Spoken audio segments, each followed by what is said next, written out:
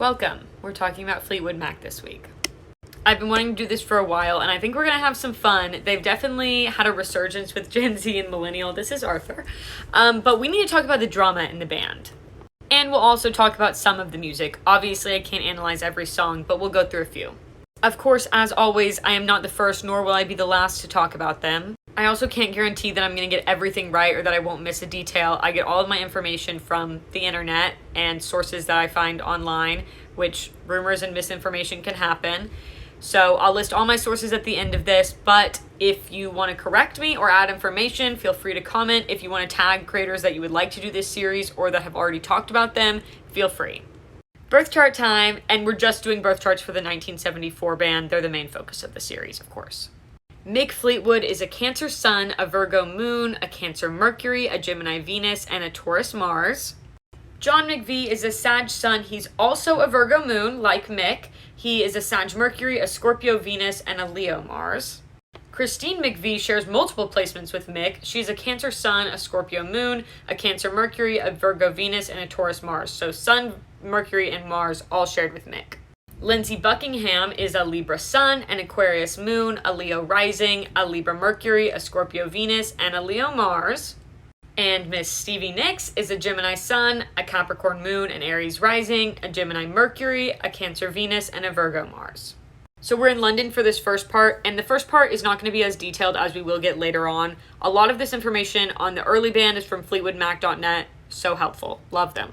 So it's July of 1967, and Fleetwood Mac came to be from a band called John Mayall and the Blues Breakers. This band obviously had John Mayall in it, as well as Mick Fleetwood and Peter Green, who had replaced Eric Clapton in the band. Mick played drums in the band, but he had been fired, according to his Wikipedia page, for repeated insobriety during gigs. Meanwhile, John Mayall had let Peter Green, who was kind of the lead singer guitarist, use the studio for a little bit and record some stuff of his own. And Mick was on these tracks for the drums, and John McVie was on bass, and Peter felt like they were really good together. Why not make a band? So he pitched them the idea. Mick, of course, said yes because he didn't have a band at that point, but John McVie was not sure at first. So they found Jeremy Spencer for slide guitar and Bob Brunning for bass, and they all made a band together. However, as you can see, that is not Bob Brunning, that is John. Bob was hired as a temporary member because they were still hoping John eventually would come over. And sure enough, in September of that year, John decided to leave John Mayall and the Blues Breakers because they were adding horns, and he didn't like that. And of course, since he was the first pick, he got in the band and Bob left. So February 24th of 1968, Fleetwood Mac, the album, is released. This is often referred to as Peter Green's Fleetwood Mac. Now, obviously, the name Fleetwood comes from Mick Fleetwood, and the Mac part comes from John McVie. That was just a nickname, Mac. Supposedly, it came from an instrumental track that they had named Fleetwood Mac when Peter and Mick and John were all doing studio work together. And this album did really well. So Fleetwood Mac is off the ground and running. And then, in early 1968, John meets a girl named Christine at one of their shows. Classic story of boy meets girl, except in this version, he's engaged and she's into his friend Peter. However, she claims that when he asked her out, he told her that he had broke it off with his ex-fiance. It seems to be a gray area based on all of the information I've read, but he at least broke it off with his fiance after he asked her out on a date. And Christine was also in music. She had been in a band, and she had also tried to go solo, but it didn't really work. Not too long after that, though, in June of 1968, Fleetwood Mac went on a tour in the US.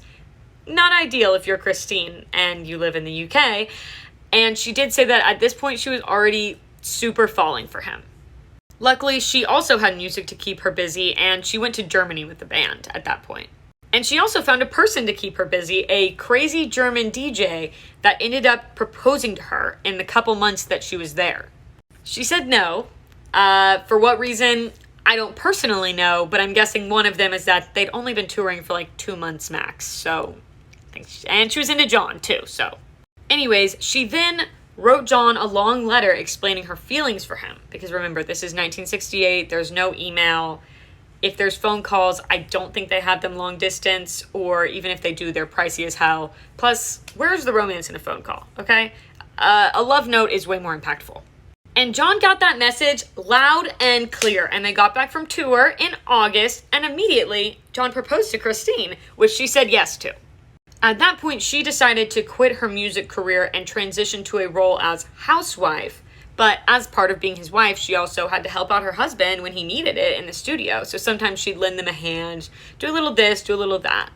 Also in August of 1968, the band hires Danny Kirwan. I hope I'm pronouncing his last name right. I don't know that I am. He plays guitar. And I'm sorry for the jump scare, but August 23rd of 1968, they released their album, Mr. Wonderful. Now, Danny was not on this because obviously it was recorded earlier. This was Peter, Mick, John, and Jeremy. However, people didn't really like this one as much as the first album. Cover aside, I mean, that is just, I'm sorry, horrifying. But they just weren't vibing with the music as much either. Mick, what possessed you to make this? Please be honest. And this is the Then Play On album, which they released in September of 1969. I'm covering strategically. And again, this was Peter, Mick, John, Jeremy, and now also Danny. At the time, the reviews were mixed, according to the Wikipedia page for this particular album. And what's really interesting about Fleetwood Mac at this point in time, and at a lot of other points in time, is that most of the songs are referred to as being owned by like one member or another member or by two members, but never all of them as a group. So each album is not really like a collective work.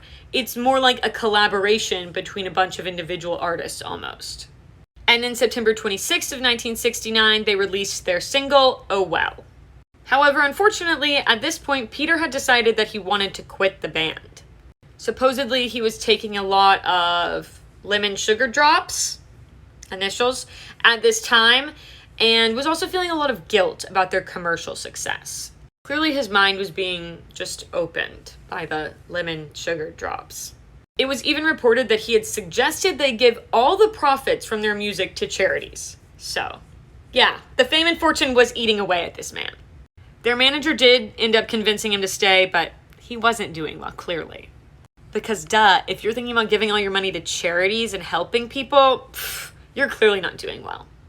Okay? This is capitalism always, baby. And by the way, speaking of substances, you can pretty much guarantee that every member is on something at this point. And for every part of the series, really. On December 5th of 1969, they released their album Fleetwood Mac in Chicago, 1969. This again was Peter, Mick, John, Jeremy, and Danny. But this time, they had a bunch of blues musicians collaborating with them. Fun. But by May of 1970, Peter Green was done. He had left the band, he was dealing with substance issues, and just general mental health. He did release one last song with them called Green Manalishi. I hope that I am pronouncing that right. Again, probably not. And one of the lyrics that is pointed to in this song specifically is, "Here is a man with his nerves bared at the end of his rope," which I think is probably how Peter was feeling at that point. So, June of 1970, Mick gets married to Jenny Boyd. She was a model at the time, and she also supposedly helped write a few songs for the band, but all of the credits went to Mick because they wanted it to be just the boys. Not the boys for long, though, because August 1970 rolls around, and at this point they decided to have John's wife, Christine, join. As you may remember, she was in another band previously, and she had tried to go solo, but ultimately that just wasn't working. She had been doing stuff with them anyways in the studio, as I mentioned before, and they obviously already liked her because she's John's wife, so they kind of got to. Not that that's why. They definitely actually liked her because they put her in the band. So now we have two McVies plus Mick Fleetwood and Jeremy Spencer, because remember, Peter left. Oh, and Danny. Sorry, Danny's there too. On September 18th of 1970, they released the album Kiln House. Again, not positive I'm saying that right. I think I am now. Christine was not credited on this album because she was not an official member yet when they were making it, but as we know, she became a member like right after. It was mentioned that at this point, Jeremy, who looks strikingly like Orlando Bloom, was becoming more of a leader in the group, but he didn't really like it and he kind of found it stressful, and supposedly he began to lean more heavily on his religion, Christianity, at this point. And that's important because in February of 1971, they're on tour in LA and Jeremy leaves the hotel and just doesn't come back. And I know that this is not a poster for the LA one, but it's just representation, okay? And he also didn't show up to their gig that night when they were supposed to be performing So obviously the band is worried because, as I said, he was becoming a leader. They did end up finding him after a couple days, and things were not good with Jeremy. He had joined Children of God, which is an organization. A lot of people think that it's a cult, but he decided he was quitting. Now, I'm not going to go into everything about Children of God because really that could be its own series, and also probably should be on YouTube because sensitive topics, but you can definitely find a video on it somewhere if you want to read up on it. But ultimately, him leaving and joining Children of God was a problem for their tour. So they ended up getting Peter Green to come back and sub for him for that tour only. Apparently it didn't go that well though, because Peter declined to play any of the songs that made him and the band famous, and was also heckling the audience. A reverse heckle. After the tour was over though, Peter left and they found a new guy, Bob Welch, to join the band. And then they released the Future Games album in September of 1971 with Bob Welch, and again, you can see the lineup right there. So in March of 1972, they released their album Bare Trees, and no member changes from the last album. Danny, at this point, was starting to take on more of a leadership role in the band, and he, like Jeremy before him, was not really prepared for this or fond of it, really. And he also was starting to use substances, and apparently had a bad temper as well. And everybody in the band was kind of starting to get fed up with him, but Mick was still in favor of keeping him, so he stayed because Mick is Mick Fleetwood. Kind of makes sense. But a few months later, in August of 1972, they are tuning up before a show, and Bob and Danny get in a fight over something with tuning. Nothing like a super big deal, I would imagine. But yes, there were substances involved, of course. Well, Danny, who, like I mentioned before, had a bad temper, had some issues with substances, he then stormed off and promptly smashed his head into the bathroom wall and then, covered in blood, smashed his guitar. On top of all of that, he then said that he would not do the show and afterwards criticized them on their performance. So at that point, they fired him because doesn't seem professional, just a little over the top, you know. And to replace him in September of 1972, Bob Weston and Dave Walker joined. So we now have two Bobs, Bob Weston and Bob Welch. You're going to have to keep track of them, but I will say their last names. Bob was replacing Danny, really, and Dave was a singer. And then March 1st of 1973, they released the Penguin album, and this is Mick, John and Christine, Dave Walker, Bob Weston, they're the new additions, and Bob Welch, who was there before. Meanwhile, though, in 1973, things were not going well for John and Christine's marriage. Supposedly, John had issues with alcohol and was an angry drunk at that, so she said that she was seeing more Hyde than Jekyll in his personality. Basically, her eyes were open to some sides of John that she did not like, which can happen a lot when people have addiction issues. Her response to this, though, ended up being an affair. And the person she ended up cheating with was the band's sound engineer, Martin Birch. Not ideal proximity-wise. Oh, and by the way, Martin was also married. Obviously, a lot of the time when people cheat, it's with somebody that they're already close to, but it's usually also not somebody who's close to the partner who's being cheated on. But when you work together, shit happens. However, John and Christine decided to stay together and work through it, and she ended the affair. And this is Dave Walker. We talked about Dave joining in the last part. Well, in June of 1973, Dave left. They just felt like, as a band, he didn't really fit with what they were going for musically, but there was no beef. He just wasn't for them. October 15th of 1973, they released their album Mystery to Me, and since Dave had left, we now have Mick, John and Christine, and then the two Bobs, Bob Weston and Bob Welch. Do not get them confused. I know it's easy. Bob Weston and Bob Welch. And they were also touring for this album as well. So as part of that tour on October 19th of 1973, the band performed on Midnight Special, which is like a musical variety show from what I gathered. However, at this show, it came out that Bob Weston, not Bob Welch, Bob Weston, was having an affair with Mick's wife, Jenny Boyd. Apparently, Mick asked Jenny point blank about it, and she said she was falling in love with Bob. And to be honest, Bob is attractive. But that's not why. Jenny said that she was extremely lonely because Mick was super ambitious, and that was kind of the culmination of all of it because he gave her the attention her husband hadn't. So his best friend and his wife had just betrayed him. Kind of going to be an issue for Mick, but he did try to keep it together for the band. But a week later, Mick could not do it. October 26th of 1973. Honestly, applaud him for making it that long. I couldn't do it. So they kicked Bob Weston out of the band, and not only that, but they decided to just cancel the rest of the tour altogether. I mean, Mick's marriage was in shambles. They've just lost a band member. Not exactly ideal conditions to be performing every night. And Bob Welch, this is Bob Welch, said that they told their manager Cliff, the band's not breaking up. Everybody just needs a long rest, so just wait until you hear from us. So they would tour and make albums eventually. They just needed a quick little mental health break, you know? Not as understandable in 1970 to others, but now we'd be like, mental health break, obvious. It wasn't obvious then. And this didn't go over well with Cliff. Apparently, when they told him, he screamed at them and told them, I own Fleetwood Mac. Greedy much, Cliff? But Cliff really did think that he owned Fleetwood Mac, so he came up with a tricky little idea. Remember Danny? The one who smashed his head and his guitar and then got kicked out? Well, he was in another band now, so Cliff just decided to do a quick little switcheroo and use Danny's band as Fleetwood Mac for the rest of the tour. And Cliff also apparently told them that Mick and Christine would be joining them later, and the lineup had already changed a few times at this point, so how were these new people supposed to know that Cliff was lying? But Cliff did give it one last try with Fleetwood Mac to try and get them to do the US tour. He called it a star-studded project. But they literally just told him no.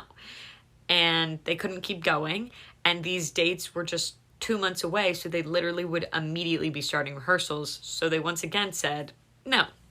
However, there is an added layer of complexity to this, because 2 of the new or fake members said that yes, Cliff did tell them that this was going to be a new version of the band with Mick, and that Mick himself had come and met them and said, I can't actually come and rehearse with you, but if you get a temporary drummer, I'll join you for the tour. And that they had even played him some stuff, and he approved of it. But regardless, since Cliff had already booked this new Fleetwood Mac when he brought the idea of doing the US tour up to them again, when they said no to it, he just took that as the go-ahead to continue the tour with a completely new lineup. And America got punked big time. But January 16th of 1974, the new Fleetwood Mac was already having issues. Surprise, surprise. They went to a show, and the promoter there said, no, you're not performing because you're not the band that we agreed to. Maybe you are in name, but the people kind of matter. Cliff was pretty pissed by that, though, and he insisted that they perform, and actually got his way after almost hitting the club promoter.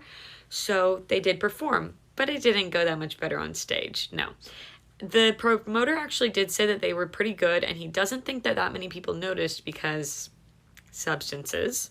But eventually, some people caught on. Damn you, sober crowd members. Cliff was doing so well. How dare you catch him in his ruse? Just kidding. Very proud of y'all. And then everybody got refunds from the promoter. Cliff didn't want to at all. So, January 26th of 1974, Cliff is still using the fake Fleetwood Mac.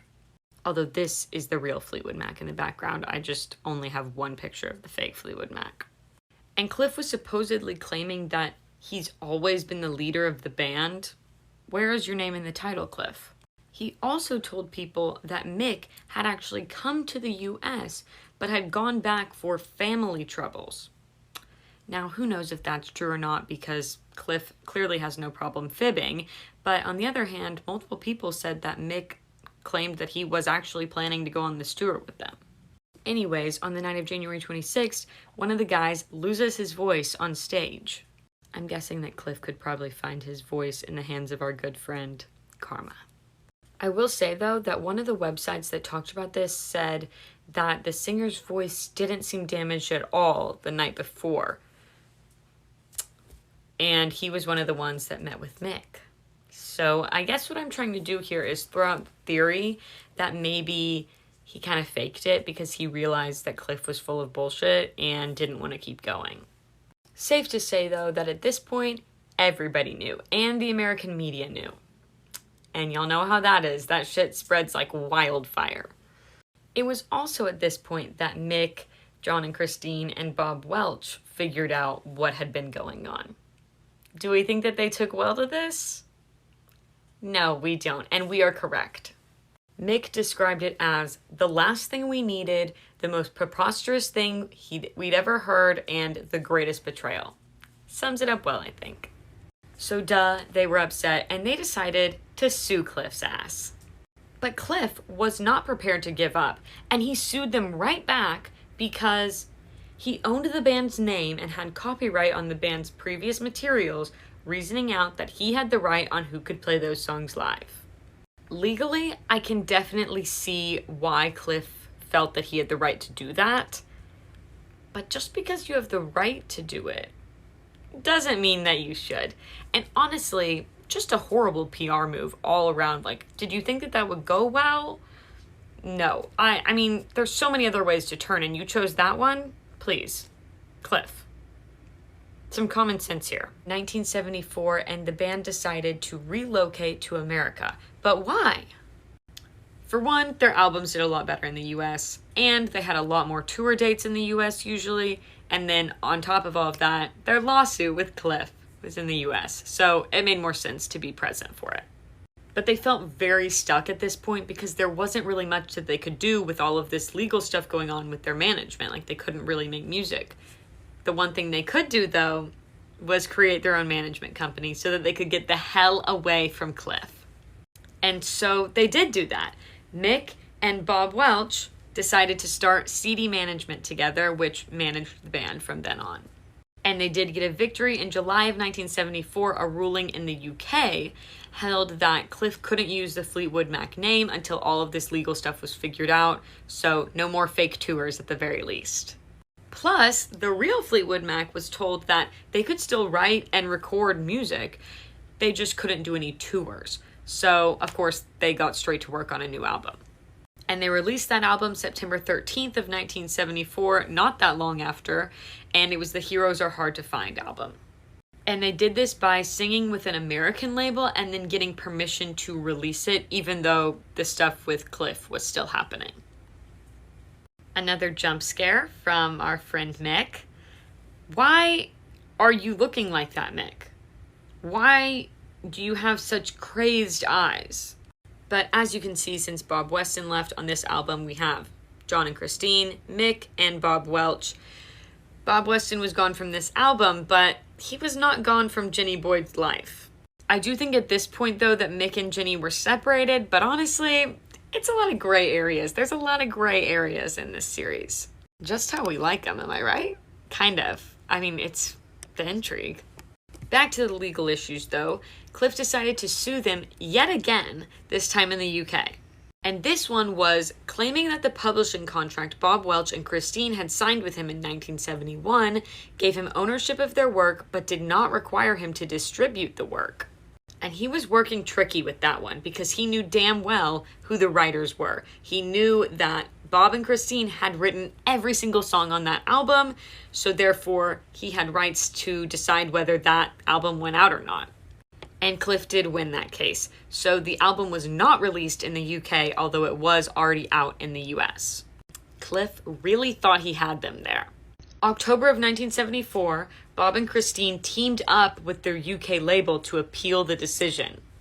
And they ended up winning that appeal because they found Cliff to be unjustifiably restrictive of trade. But unfortunately, they had not seen the last of Cliff, but we'll get to that in a second. In December of 1974, unfortunately, Bob Welch left the band. And it seems like the reasoning for this was honestly just because he was kind of over it. FleetwoodMac.net, love you, thank you for this early information, noted that he shouldered, along with Christine McVie, the artistic impetus of the band for nearly 4 years. That's a long time, and he'd been through all of this lawsuit BS. I think that he was just ready to go. However, obviously, they were going to need a new guitar player very quickly. And this is where things are about to get interesting, guys. I mean, they were interesting before, but like, get ready. On December 31st of 1974, Lindsey Buckingham and Stevie Nicks joined the band. Mick had actually originally found them earlier when he was looking for studio spaces. He just heard them playing together, thought they were great, but Bob was in the band. They didn't need any band members, so there was nothing to that. Since Bob had left, Mick really wanted to add Lindsey into the band, but Lindsey and Stevie were dating at the time. They had been making music together for quite a while at this point, and Lindsey said that they came as a duo, so Mick took them both. And one of the reasons Mick didn't initially want Stevie in the band was because he was worried that Christine would not like having another girl there, and he even gave her the option to veto, but Christine did not care. And actually, they did have quite a few problems throughout the band's time together of people just assuming that Christine and Stevie were enemies, or there was some kind of rivalry, or one of them was jealous of the other. They were somehow competing. And they just never were. That just never was the case. Funny how they never assumed that of the men. Now, as I said, at the time, Lindsey and Stevie were a couple. But they were not a strong couple. Stevie said that they had already had a few breakups before they even entered the band, and that their relationship was already in dire straits. Some of you might say, if you feel like your relationship with somebody might end soon and it's really toxic, maybe you shouldn't enter into a binding contract together like a band, or a workplace together like a band. But they said otherwise. But things between them when they entered the band already not going well. Apparently, before they entered, she was essentially completely supporting him because she wanted him to be able to focus on his music. So she was waitressing. She was working hard to support this man and let him focus on his music. But she was kind of sick of that shit, as kind of we all would be. And she said, it's very possible that I would have gone back to school and they basically would have ended things if they had not gotten this opportunity at this time. And Mick has also pointed out that when they first joined the band, Lindsey had control over Stevie. And that much has also been said by Stevie, that basically by this point they had a super toxic relationship and Lindsey had already made her feel uncomfortable or unsafe in more ways than one. Despite all of that, according to Stevie, her and Lindsey made an agreement when they entered the band that they were going to make their relationship work at least until they had an album out with them. Gotta admire the perseverance. So May 5th of 1975, they started working on a new album. They did have a head start though, because Lindsey and Stevie were going to put out an album, just the two of them. So they did have some material from that they were able to use for this album. And immediately, John and Lindsey had some tension. Because according to Lindsey, John obviously had been there for much longer, more time, more experience. But Lindsey was also the kid with the ideas. So it was kind of a tension. I think John probably didn't want Lindsey just coming in and immediately calling all of the shots, but Lindsey wanted to be listened to because obviously he was added to the band for a reason. However, all of that aside, it only took them 10 days to make this album. A shockingly short amount of time. And they started touring immediately. Immediately after they finished too. Fleetwood Mac? A bunch of business bitches, okay? They were ready. Especially probably Stevie and Lindsey, because they were like, let's get this done so we can break up. Just kidding. It was off and on. Also, I'm not sure how well I've done up until this point on telling y'all when they're doing a tour, but I'm just going to tell you now, I'm not going to mention it every single time because my entire channel would become Fleetwood Mac's tours if I did that. So I'll only mention it if I have something to note or it's important in some way, but just kind of, they're constantly touring. Just keep that in mind. And we will talk about this tour, and already the witchy elements begin because anytime that Stevie would sing Rhiannon, she was fully committed to the role. She would bring out a witch's hat. She'd have the black and the lace. We'll get to Rhiannon in a second, don't worry. Before that, though, we have a little relationship drama to talk about. During this tour, Christine decided that it was time to end it with John for good. Their marriage. Done. Obviously, Not ideal timing because they're with each other day in, day out, getting up on stage every night and performing. And Christine knew this. She was not blind to that, but she said she had to do it for her sanity. It was either that or her ending up in a lunatic asylum. And she also has said more recently that it wasn't about a lack of feeling on her side, but that it was him that stopped me loving him with his addiction and his toxic behaviors. Which honestly, I think is a great way of putting it. I have never heard anybody put it that way. Perfect. Christine Perfect, that's her maiden name. And you may be thinking, did Christine end it with him for Martin Birch, who she had the affair with? No. She ended that affair to keep it going with John. No, she did not. Instead, she started dating Curry Grant, who worked on the band's lighting. Not ideal in terms of band relations, and Christine said that they basically had to keep Curry and John completely apart at all times. John was understandably upset, and he was still having alcohol problems, and apparently he would pace up and down hotel corridors at night yelling Christine's name while she hid in her room. But while trying to process it, John was also messing around with groupies, so I have to admit my pity is limited. And they ended up having to fire Curry because it was just way too tense of a dynamic in there. Honestly, that entire situation, absolute nightmare. Only nice thing to say about this period is that apparently at this point, Christine and Stevie considered the other their only friend.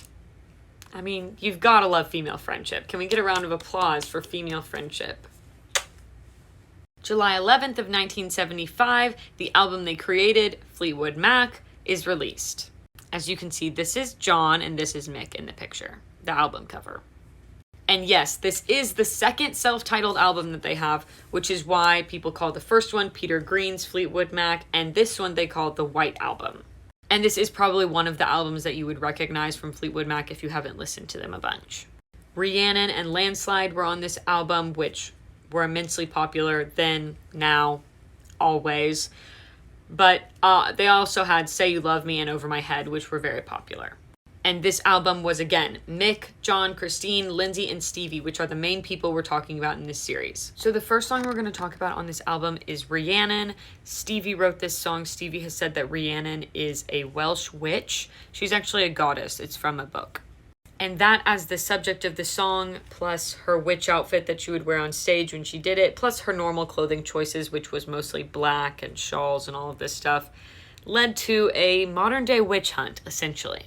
People were apparently sending her threats in the mail so much that she at one point stopped wearing black entirely. The color black.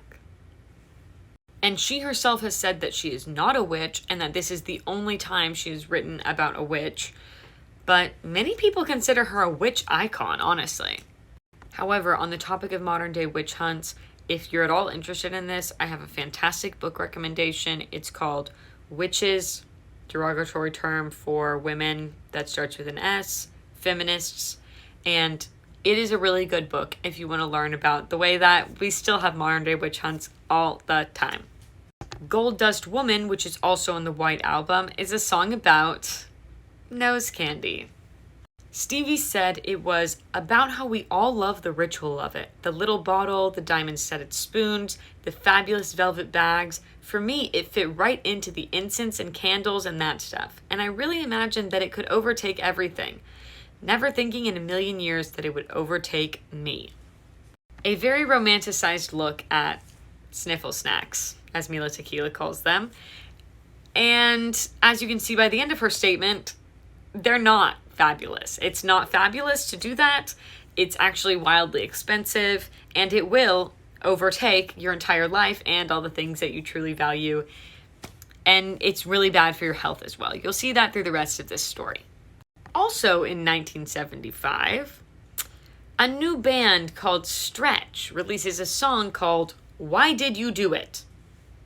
The members of Stretch, same members as the fake Fleetwood Mac.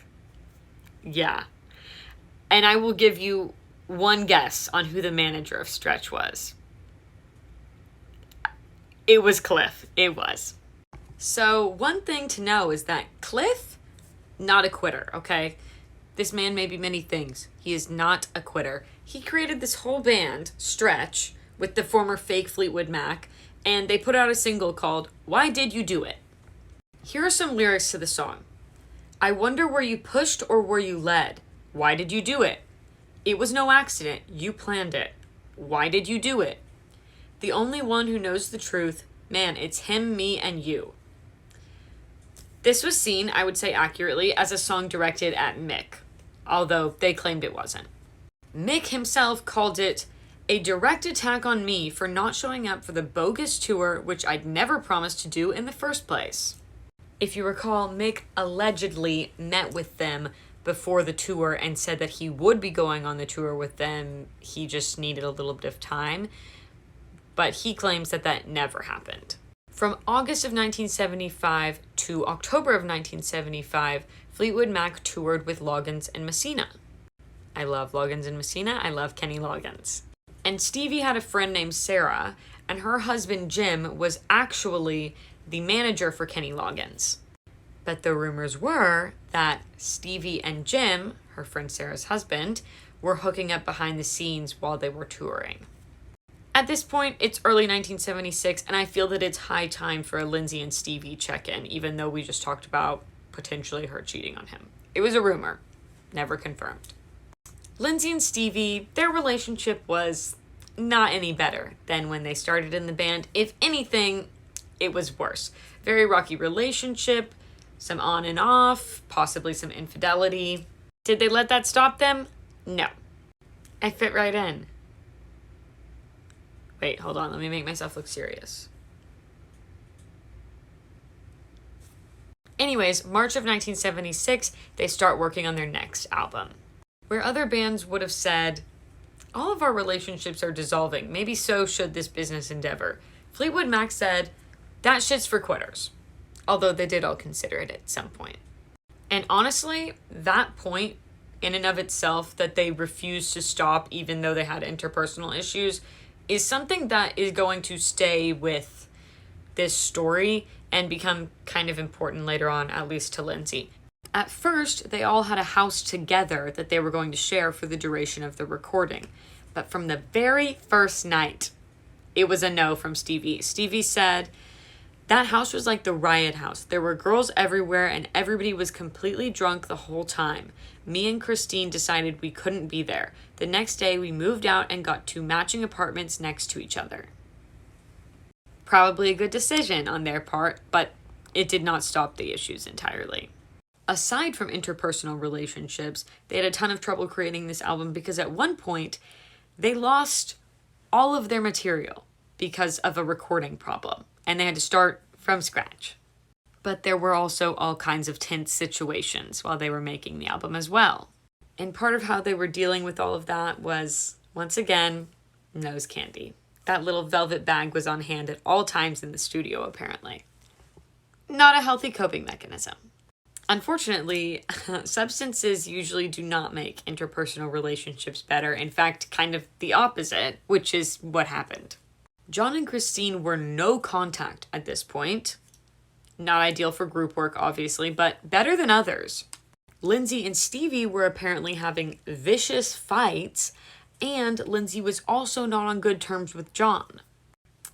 There was one account that John threw a glass of vodka at Lindsey's face. God, to be their management in those recording sessions, I mean, you'd be losing your mind. Meanwhile, Christine's over here writing You Make Loving Fun with her future husband, Eddie Quintella. I mean, it's really reminding me of the Miley Cyrus meme where she's listening to music and they're banging on the window. She can't hear them. She's just having a great time. That was Christine and Eddie. Besides nose candy, the other way that they got through this album was Mick, because he became guidance counselor and social worker of the group, even though he himself was still struggling with the fact that Jenny and Bob Weston were still seeing each other, apparently. Every group has to have a Mick that will hold it together no matter what. And Mick did a damn good job at being a Mick, because they got it done. And now it is the spring of 1976, and they've just finished another album. Despite, a ton of issues, mostly interpersonal issues, but also some tech issues, just all around chaos. And right after they finished that album, Stevie broke up with Lindsey for good. Yes, they had been on again, off again. Yes, they did have a shared house, and she walked in on the first night and said there were girls everywhere and drinking and all of that stuff. I think that they were still on and off at that point, but now it's over for real. She said, "We're done. I think that this is over, and we both know now, no matter what, we're going to keep Fleetwood Mac together." They really did keep it together for the band. Clearly wasn't for each other, for the band. She also apparently felt that he was hijacking her music, and according to the New York Post, she also told her mother around this time that he had gotten physical during an argument. All bad signs. There were bad signs to begin with, still keeping on the bad signs. So glad that they ended it. Stevie also has said, though, that Lindsey always blamed Fleetwood Mac for the loss of me. And remember when I told you that Mick said that when they first joined the band, Lindsey had control over Stevie?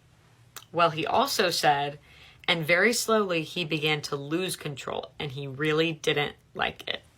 And I do really think that Fleetwood Mac was Stevie's out from this relationship with Lindsey, not only because she realized that in her personal life, she had a group around her that was not just going to abandon her, that was not just going to throw her out, and that genuinely loved her, but she also had audiences that really appreciated her music and her art.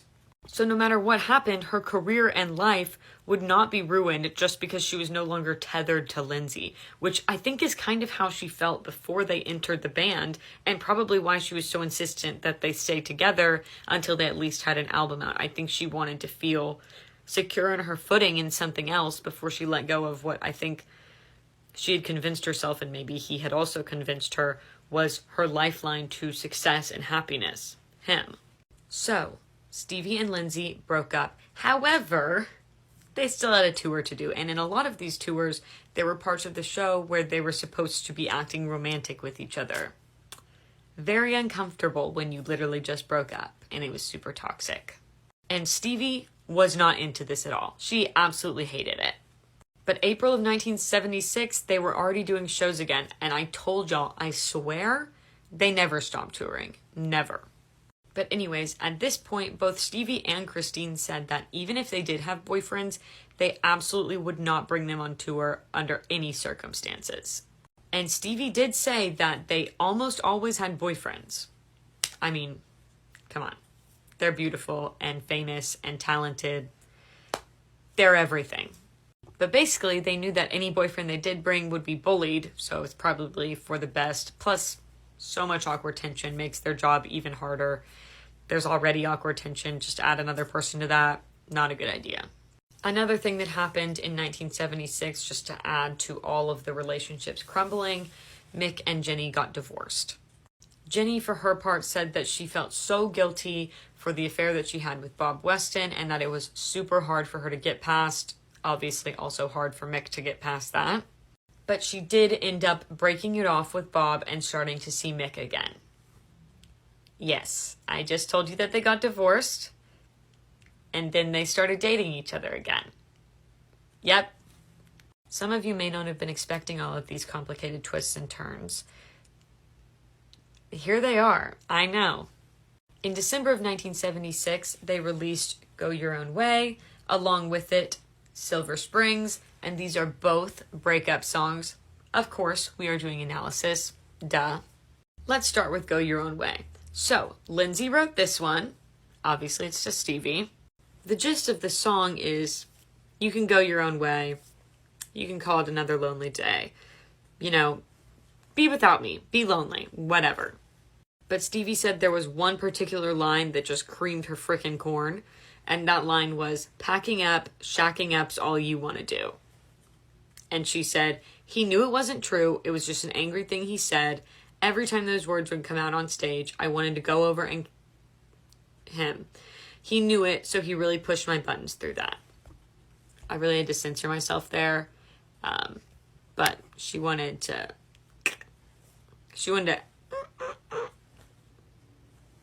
because that lyric is implying that she just wanted to sleep around, which was not the case. He just happened to be toxic. That was my attempt at an impression of Davide from Love Island's voice. Please, I know that's so bad.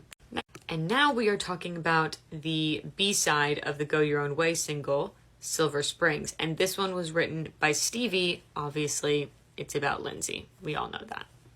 And here are some choice lyrics. I'll say I loved you years ago, tell myself you never loved me. And can you tell me, was it worth it? Was there cheating? What is she referencing there? What was worth what? What's going on?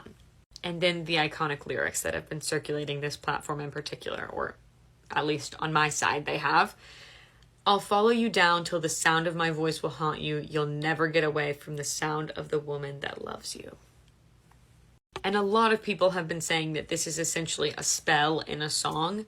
But again, she has said that she herself is not a witch. Although, if you are a witch, I mean, you could use this song as a spell. That's your personal choice. Go for it. And now we enter the summer of 1976, and Fleetwood Mac is touring again. They're touring with the Eagles. Loggins and Messina was also at this show. As we remember, there was rumors that Stevie was hooking up with her friend Sarah's husband, who manages Kenny Loggins. But this is not about that. We are talking about the Eagles and Fleetwood Mac. And that is because Don Henley, who is part of the Eagles, and Stevie started dating at this point. A little tour romance. I think a lot of artists do this, even if it's just like a fling. They have some fun. They're on tour. They're touring with this person. Why not?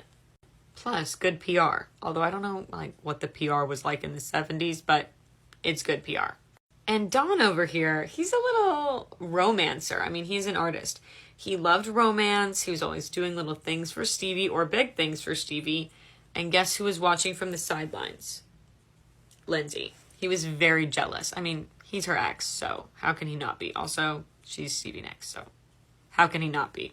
Stevie definitely tried to keep it more low-key, but you can only do that to some extent. When your partner wants to make the love known, sometimes you just gotta receive it. But they too were definitely off and on. This was an off and on relationship once again. They're artists. I mean, what do you expect? There's a lot of passion going on. Passionate ons, passionate offs. And I know that many of y'all at this point are thinking that I've completely not told y'all anything about that album that they were making that had such a dramatic process and that they're now touring for. And we are indeed discussing the Rumors album. As you can see here on the cover, we have Mick, as always, our resident tall boy. And then here we have Stevie being Stevie. That's what she's doing on this cover. So February 4th of 1977, the Rumors album was released. And this is, of course, another super recognizable one, probably the one you would know. Rumors, as the title, is a fantastic PR move by John. It's a little play on the fact that everyone was in total shambles. All the rumors are true, as Lizzo says.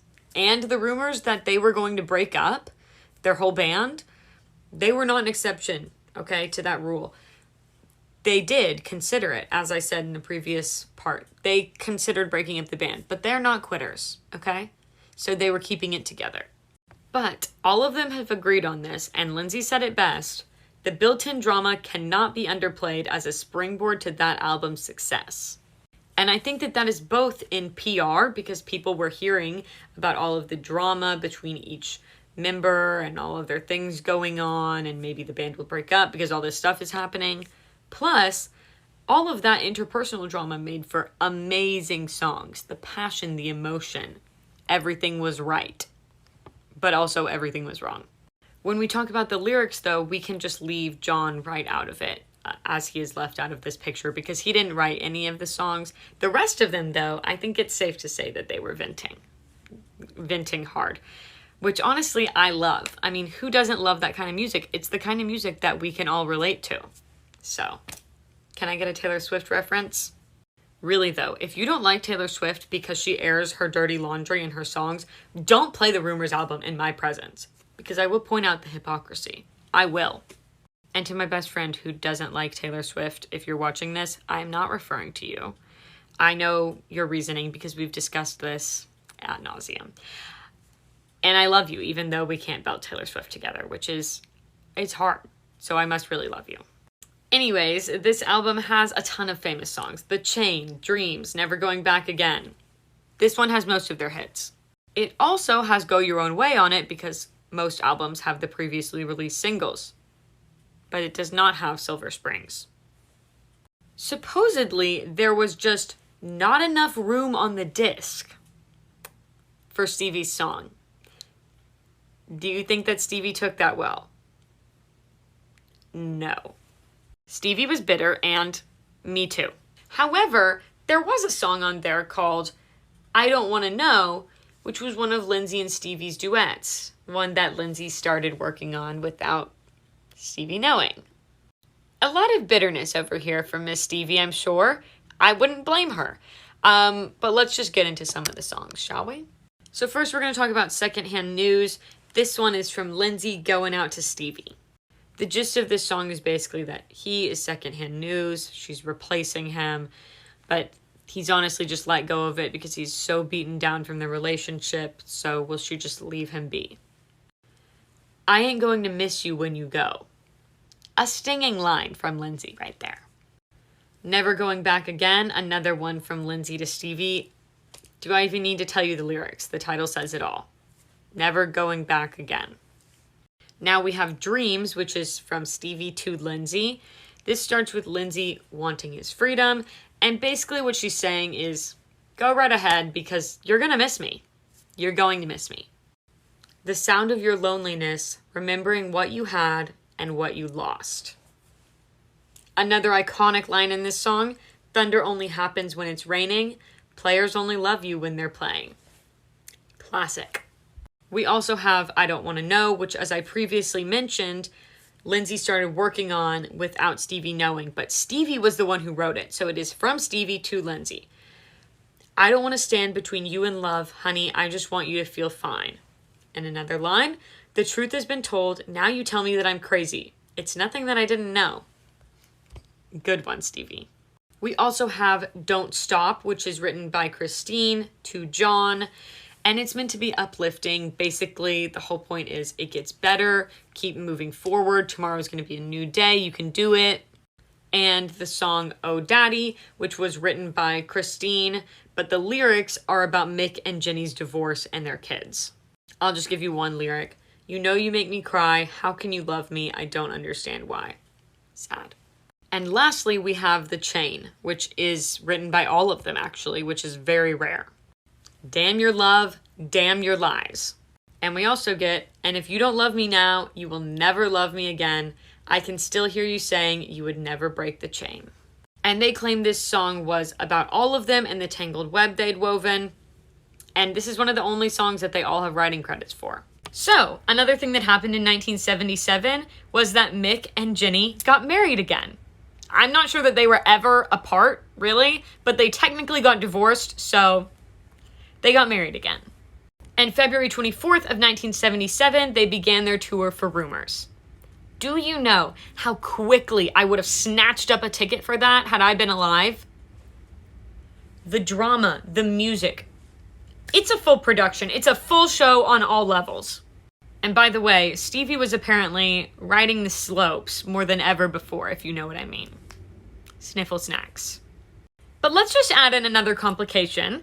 In November of 1977, Stevie and Mick start hooking up.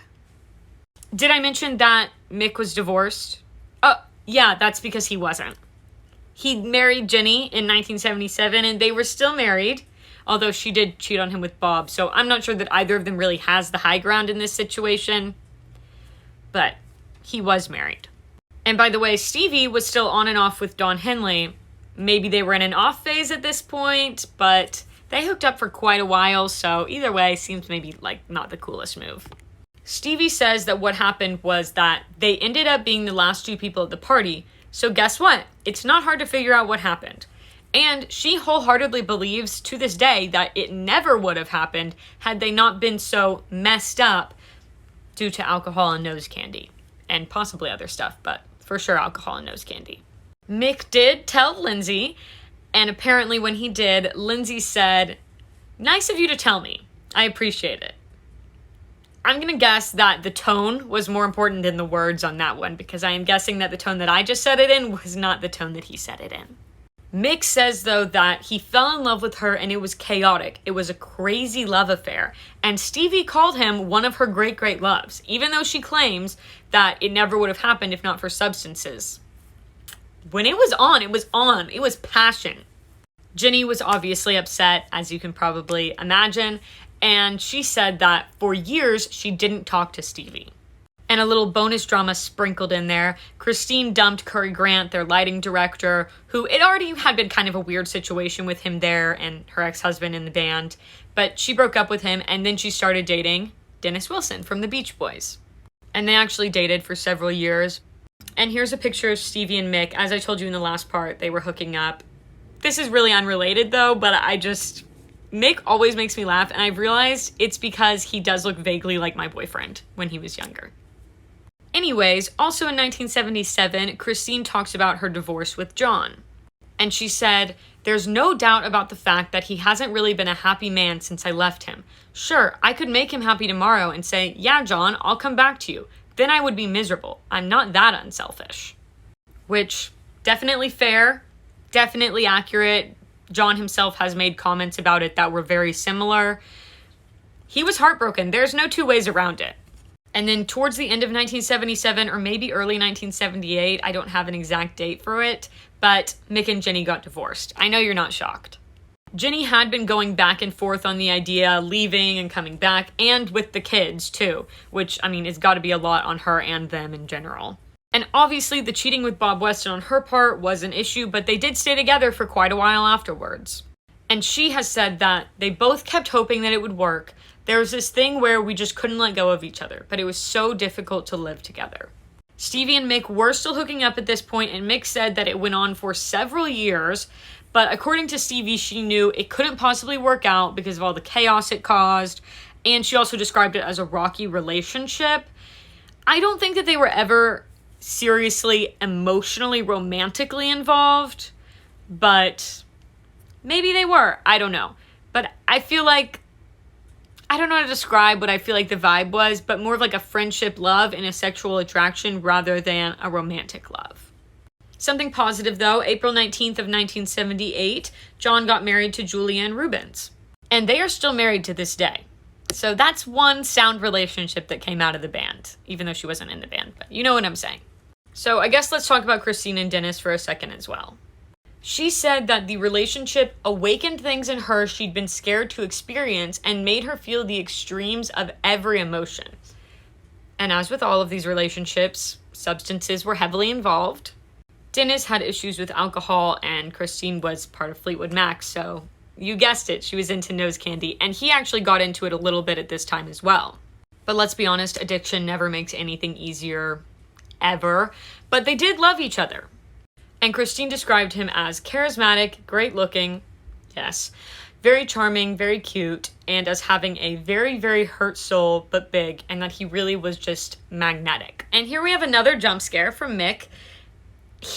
I told y'all, he's into this, and he's really just radiating a completely different vibe from everyone else in this. He's eccentric, that's for sure. So in 1978, the band had started to record for their next album, and they were all heavily using it this time. Christine said she just went with the flow. So they were all kind of doing just whatever they wanted. At one point, Lindsey even did drums on an empty Kleenex box. And during that time, Stevie and Mick also kind of still had a thing going on. But Stevie had a very dear friend whose name was Sarah, who just went after Mick, and they fell in love. And let me just make it a little bit more complicated for you by reminding you who Sarah is. Sarah Recor is the wife, she was still his wife at this point, of Jim Recor, who was the manager of Loggins and Messina. As you remember, Fleetwood Mac went on tour with Loggins and Messina, and apparently Stevie hooked up with Jim during that time. And one of my commenters has kindly told me that the way that Sarah and Stevie became friends was because Sarah confronted her about hooking up with her husband. None of that is 100% confirmed, I don't think, but those are the rumors, pun intended. So, June 1978, Stevie gets a call from Jim, Sarah's husband, and he says, Sarah moved in with Mick this morning, and I just thought you might want to know. I mean, that's rough. It really is. However, Stevie said, I lost Mick, which honestly wasn't that big of a deal, but losing my friend Sarah, that was a huge blow. The rest of the band did respect Stevie, though, and did not let Sarah come to the studio anymore after that, although Mick and Sarah stayed together for quite a while afterwards. And in the meantime, Stevie was still on and off with Don Henley. Even though she was also on and off with Mick, yes. These are superstars in the 70s.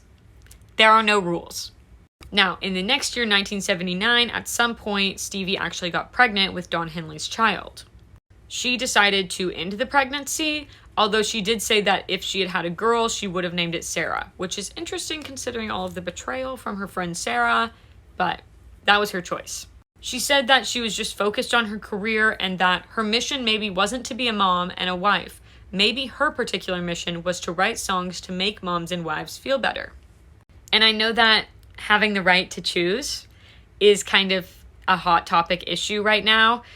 However, if you comment hate towards Stevie for making her own choices or towards women in general for being able to make their own choices, I will block you and I'll delete your comment. I'm going to start this one with an anecdote about Christine and Dennis Wilson, just so you can get kind of an understanding of the vibe of their relationship. It's July 12th. It's Christine's birthday. I think it's 1979, although I'm not clear on the year, but the year does not matter. For her birthday, Dennis dug a heart-shaped hole in her backyard, which he apparently was going to fill with roses, but never got round to it. And she came home to all these people holding a candle around the edge of it, slowly sinking into the mud. Then he got up on the balcony and proposed to me. Then he sent me the bill for the work. I suppose his heart was in the right place. That was Christine's quote. I know that some of us, probably, if not all of us, know somebody who might do something like that. It's a little bit funny, honestly. Like, he meant well. He just sends her the bill for the work. Anyways, October 12th of 1979, Fleetwood Mac releases the Tusk album. And the name is supposedly a phallic reference. Stevie was not amused. I believe Lindsey came up with the title, but I honestly am not positive. We do get another witchy song on this album called Sisters of the Moon, but like I said earlier, Stevie has said that she is not a witch. She doesn't have anything to do with witchcraft. That's not what she intends, apparently. However, we also have songs from Stevie about her breakup with Mick and about the friendship breakup with Sarah. Some people were disappointed that this album wasn't as much like Rumors, but I kind of think that happens to every band at some point when they switch up their sound. And I mean, as much as we might really like that as one part of our lives, that style of music, you can't expect somebody to do the exact same style their entire career. But one of the reasons that it flopped for a lot of people was that it wasn't very cohesive, apparently.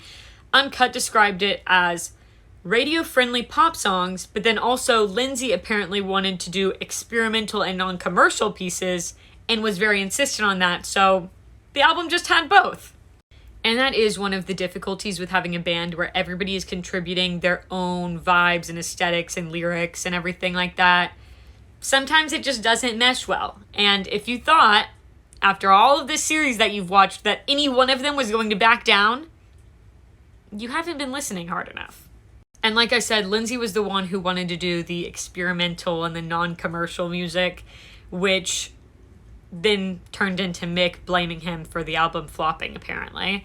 Although Mick has said that it's actually his favorite album, but it did kind of flop, and he apparently was very critical on Lindsey for that. And we're still talking about the album Tusk, specifically one song on the album called Sarah. This song was written by Stevie, although we are going to be revisiting that in a second. Anyways, Stevie has said that it was inspired by a lot of things. First of all, Sarah Recor, who, if you recall, was really good friends with Stevie after confronting her for hooking up with her husband, and then started hooking up with Mick while Stevie was hooking up with Mick, and they started dating, and they kind of had a friendship breakup, and she also had the breakup with Mick. A lot of fodder for songwriting there. And just to add a little bit into the mix, because we always have to, Sarah was with her when she wrote the song. But Stevie said it wasn't necessarily about Sarah in particular as much as the time in general, the friend breakup, the betrayal, her healing and dating Don Henley again. And as you may remember, the child that she almost had with Don Henley, she had said that she would have named Sarah. And she did make a good point in one of her interviews when they were talking about the song that lots of songs by lots of artists, you know, they may be drawing inspiration from lots of different things. They may be adding some embellishments, all to create the general feeling that they're trying to express. But let's analyze the lyrics for a second. So we have, said you'd give me light, but you never told me about the fire, and drowning in the sea of love where everyone would love to drown, but now it's gone. Now this line, and when you build your house, call me. Don Henley said that at the time he was actually building his own house, so this line is probably about him. She also has a line that says, Sarah, you're the poet in my heart, never change, never stop, but now it's gone. And then Stevie herself has said that the great dark wing was a reference to Mick, and he was just like a great dark wing within the wings of a storm. I think I had met my match.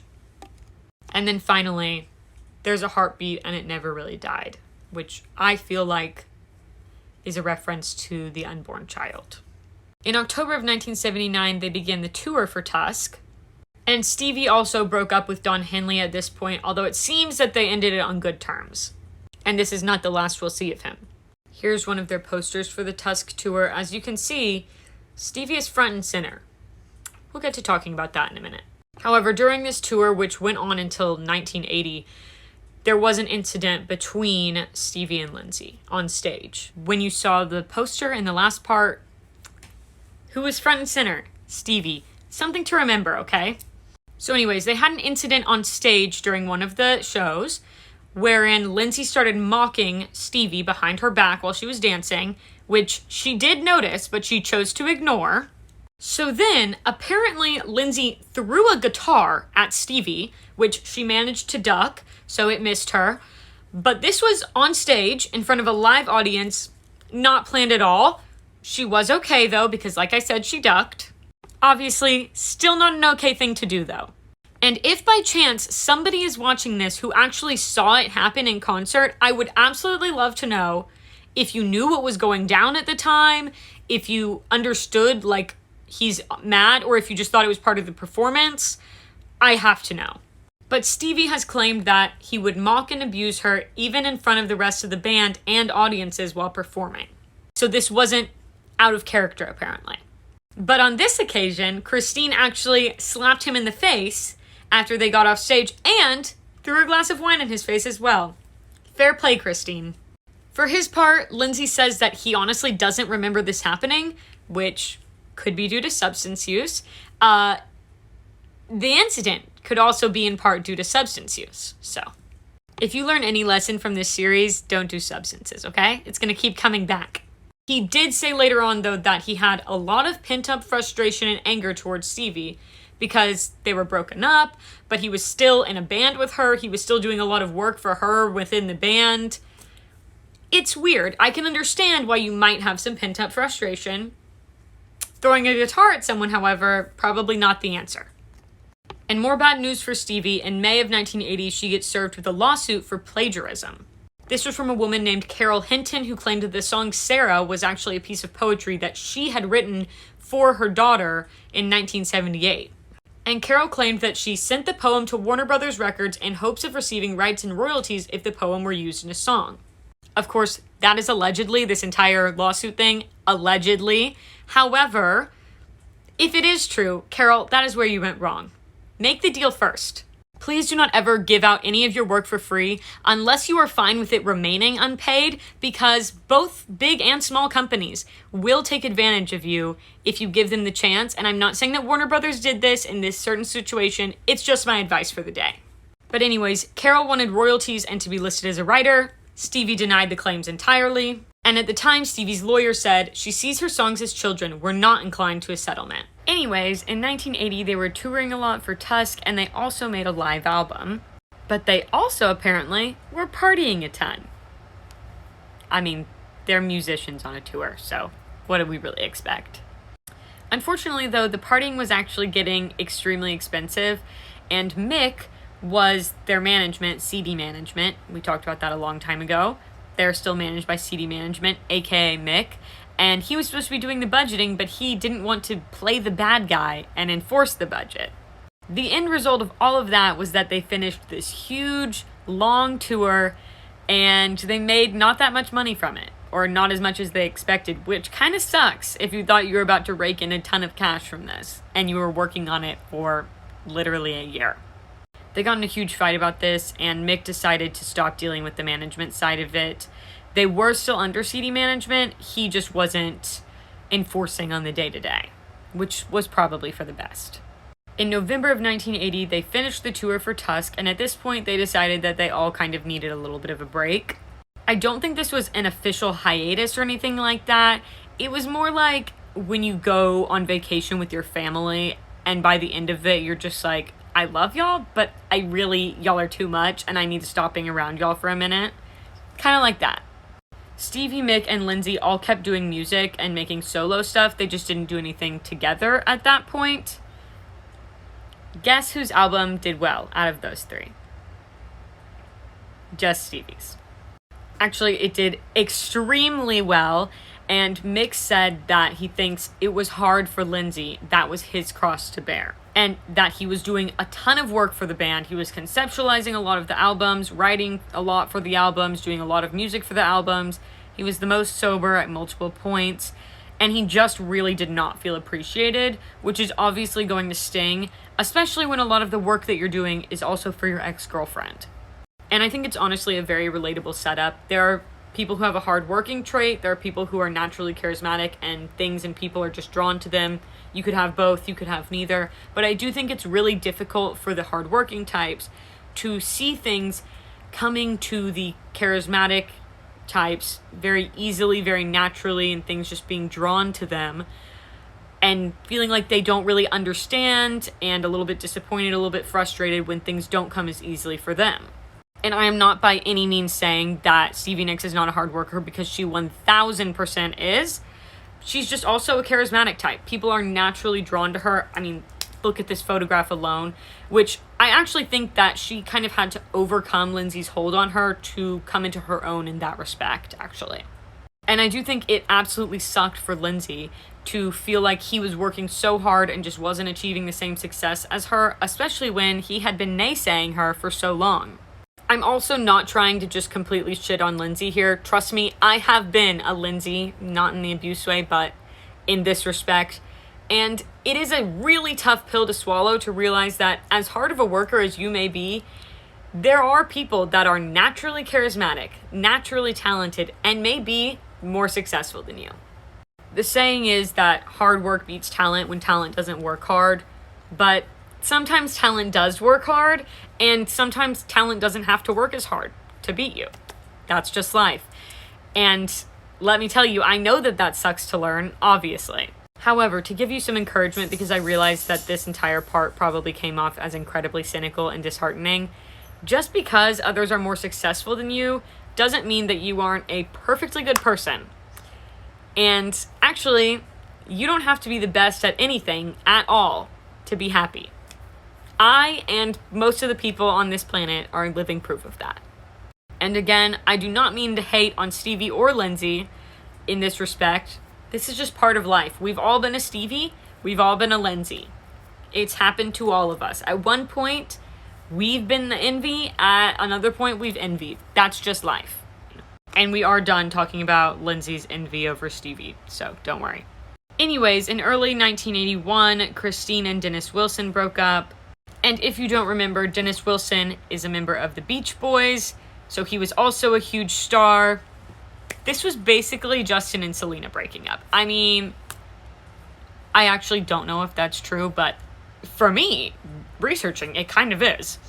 She later said that she mothered him, never what a woman wants to do, and that he used to go off and she wouldn't see him for days, and then he'd come back and I'd mother him and get him all nice and sober, and then he'd go off and go crazy again.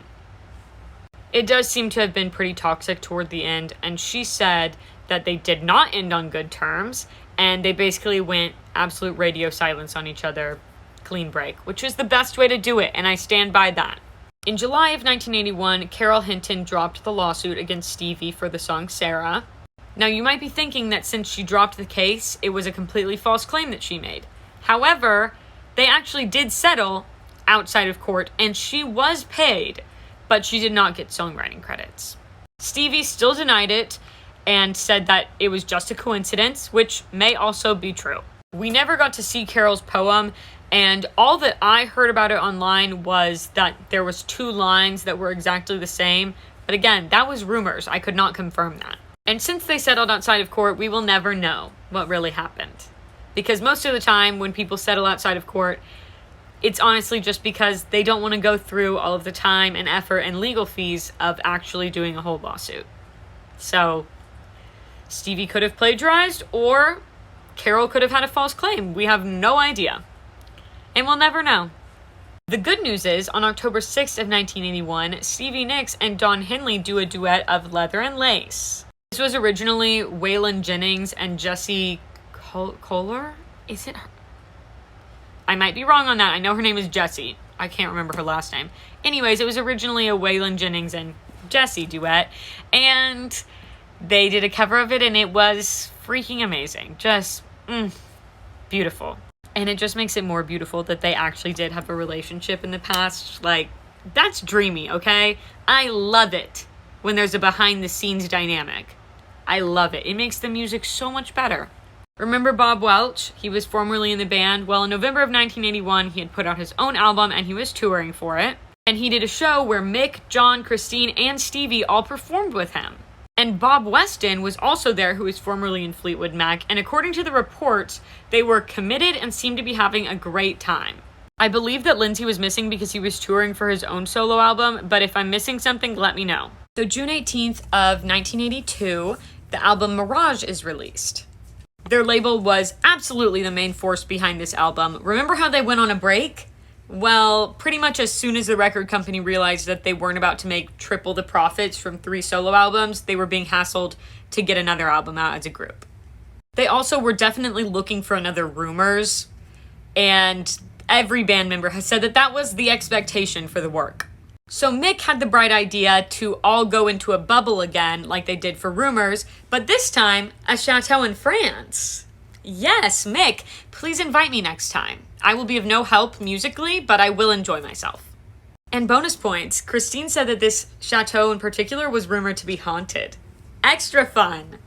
They also had to have a chat with Lindsey before they made this album, where he says that they told him, "We still want you to produce us, but we don't want to do that process anymore."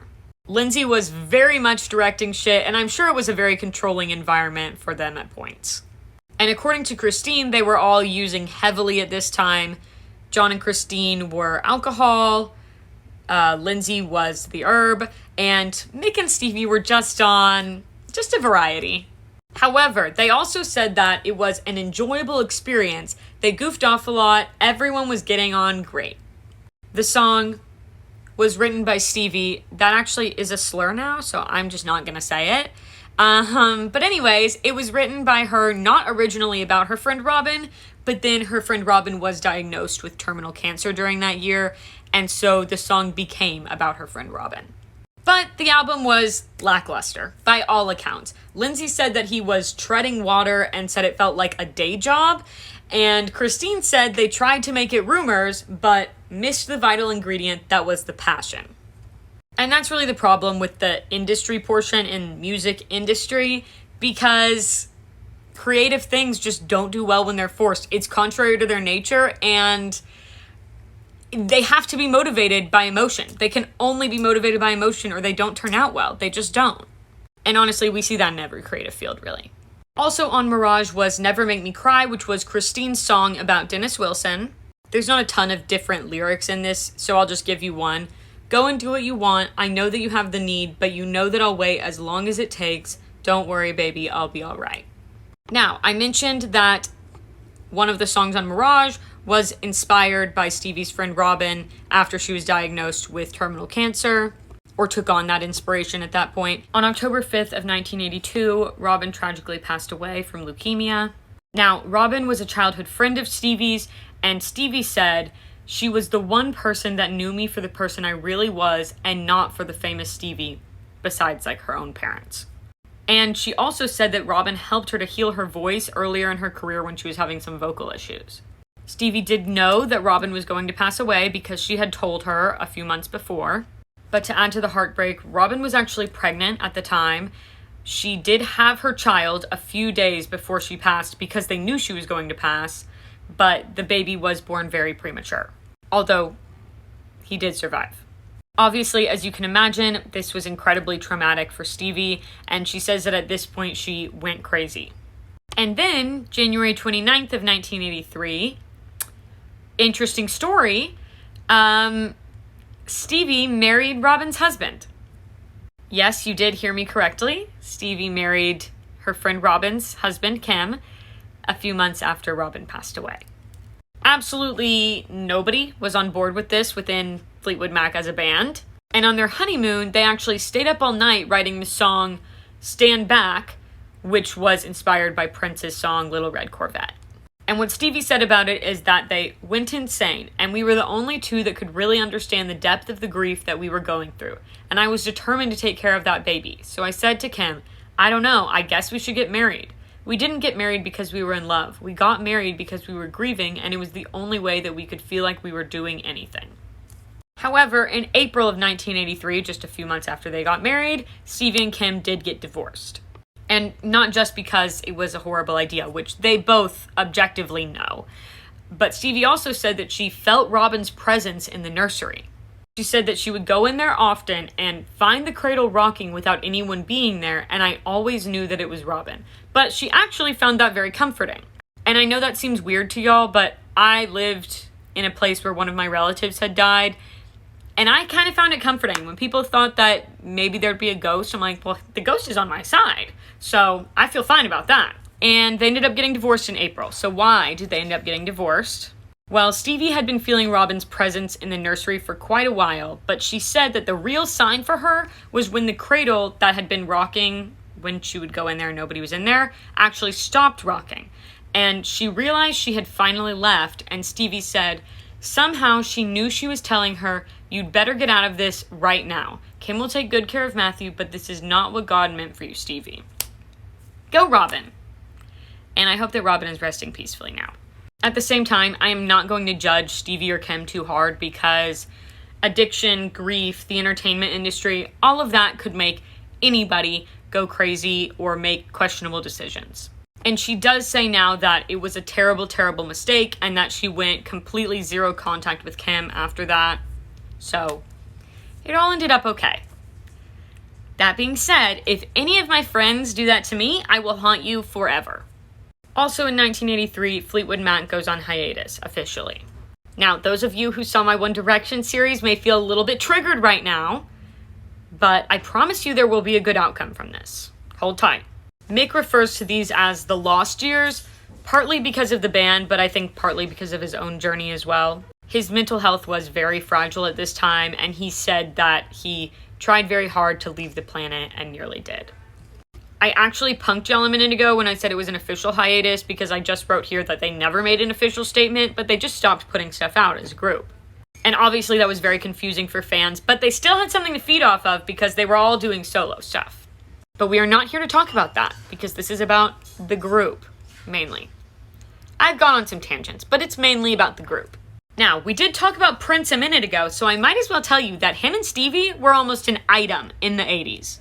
Stevie said he kind of wanted to have a relationship, and I just wanted to write, and I knew that if we had a relationship, we wouldn't write. Maybe you'd do other stuff. I don't know. And then, a few years later, in October of 1986, Stevie went to a plastic surgeon about her nose. A relatable queen. If you weren't aware, nose candy is actually just as bad for your nose as real candy is for your teeth. It's bad for you.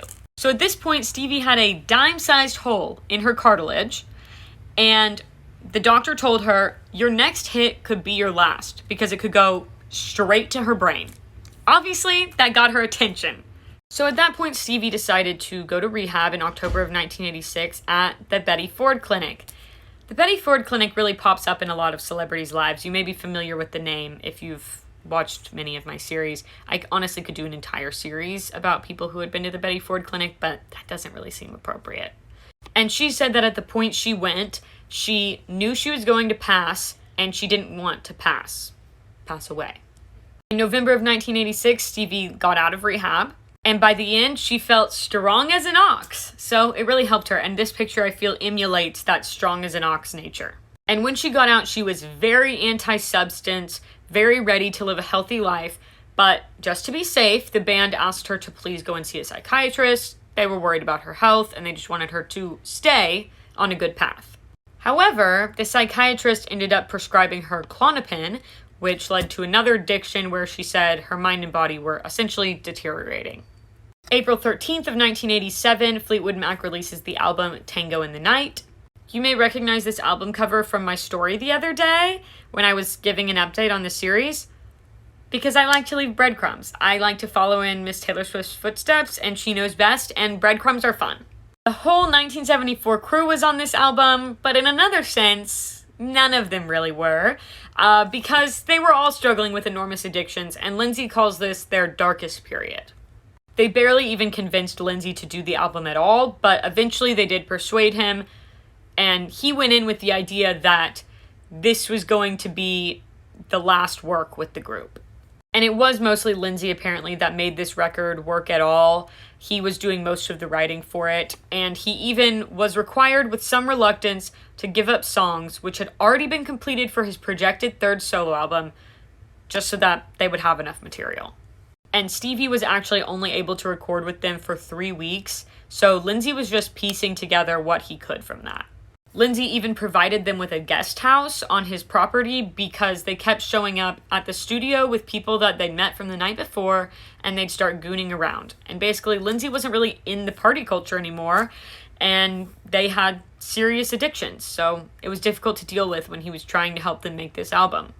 And Mick did say later that Lindsey put aside everything that he dreamt of doing for Fleetwood Mac. It's August 7th, and they're meeting at Christine's house to talk about the tour for the album.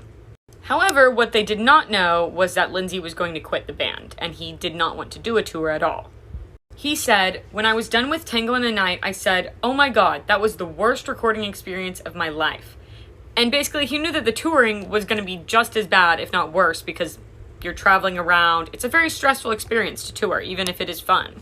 And he did say later that another reason that he decided to leave was because he couldn't stand to see Mick and Stevie using substances and ruining their health, which at that point they were very much doing. And I know that we talked about Stevie going to rehab for sniffle snacks, nose candy, whatever you want to call it.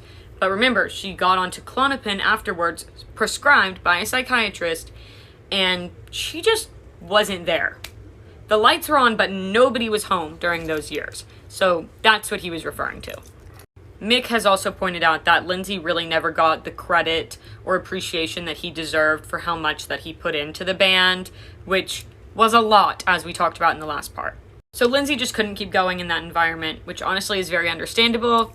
The rest of the band disagreed. They did not like that, and they ended up fighting about it. And according to Mick, Stevie actually got so angry that she went after Lindsey directly. Stevie said that she flew off the couch and across the room to seriously attack him. And I did. I'm not really scary, but I grabbed him.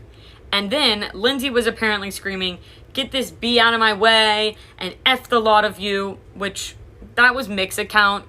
I feel like people in America don't say the lot of you, and I feel like I needed a British accent to say that and it actually mean anything, but whatever. So then Stevie actually started running from Lindsey, and he started chasing her. He chased her all the way out of the house and to a car where he was slapping her and then threw her against a car, and she screamed horrible obscenities at him. And he called them some names as well, and then he just left. And Stevie said that that encounter, she thought, actually might be like the end of her. The end of her, if you get my drift. But that was obviously going to be the end of Lindsey's time in the band. I mean, after that whole episode, I don't think they wanted him in the band either. And then they immediately replaced him with Billy Burnett and Rick Vito. And here's a picture of the band from around that time with Billy and Rick instead of Lindsey. On April 24th of 1988, Mick actually got married to Sarah Recor. If you recall, Stevie and Sarah were friends. They became friends because Stevie was hooking up with Sarah's husband and she confronted her about it. And then, while Stevie was hooking up with Mick, Sarah stole Mick. But at this point, they had been together for 10 years, and they did eventually get divorced, but they were married for another 7 years. On April 9th of 1990, Fleetwood Mac released the album Behind the Mask. So, as I said, the members are different on this album. We have Mick, we have Stevie, we have John and Christine, but now, instead of Lindsey, we have Billy Burnett and Rick Vito.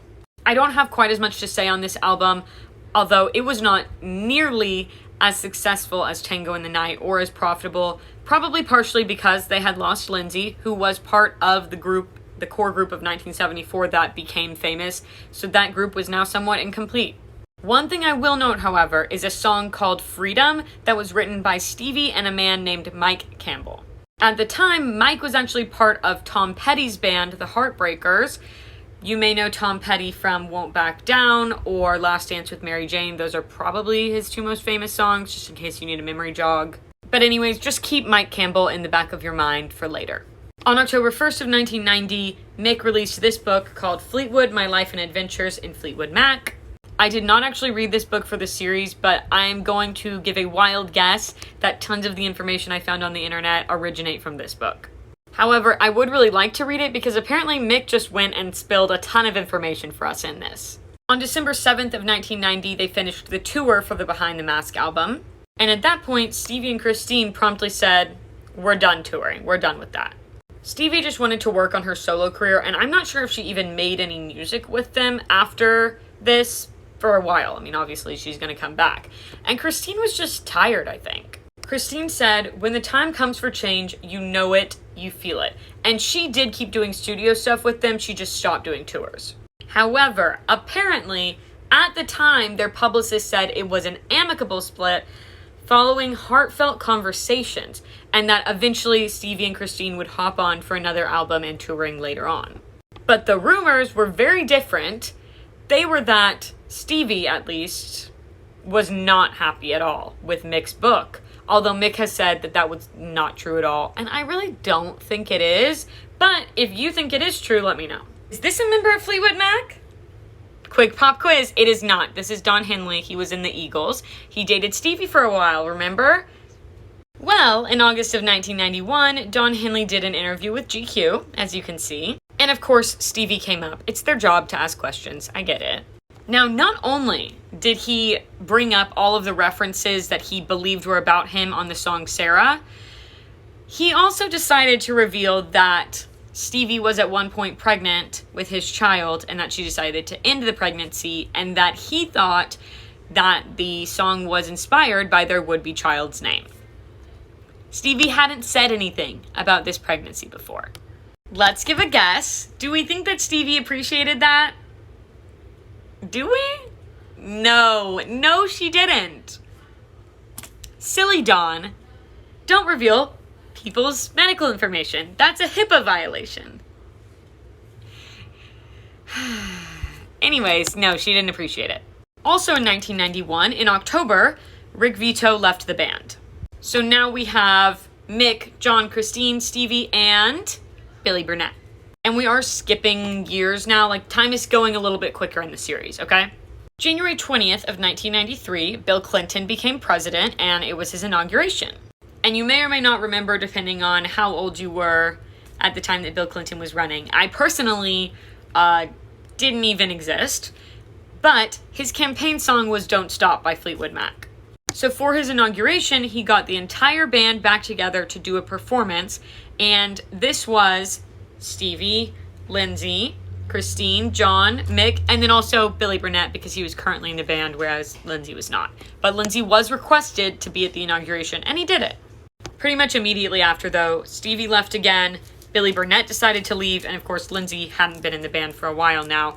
So now we just have these three. John, Christine, Mick. So at that point in 1993, obviously they needed some more people in there, so they added Becca Bramlett and Dave Mason to the band. But they really weren't living up to their name at this point. Nobody was that impressed by the stuff they were putting out. Probably, honestly, because I feel like a lot of it was just sheer force of will to get that music out there, not as much passion. So it's December 12th of 1993. As we previously discussed, Stevie was now hooked on Klonopin by prescription from her psychiatrist following her addiction issues with nose candy.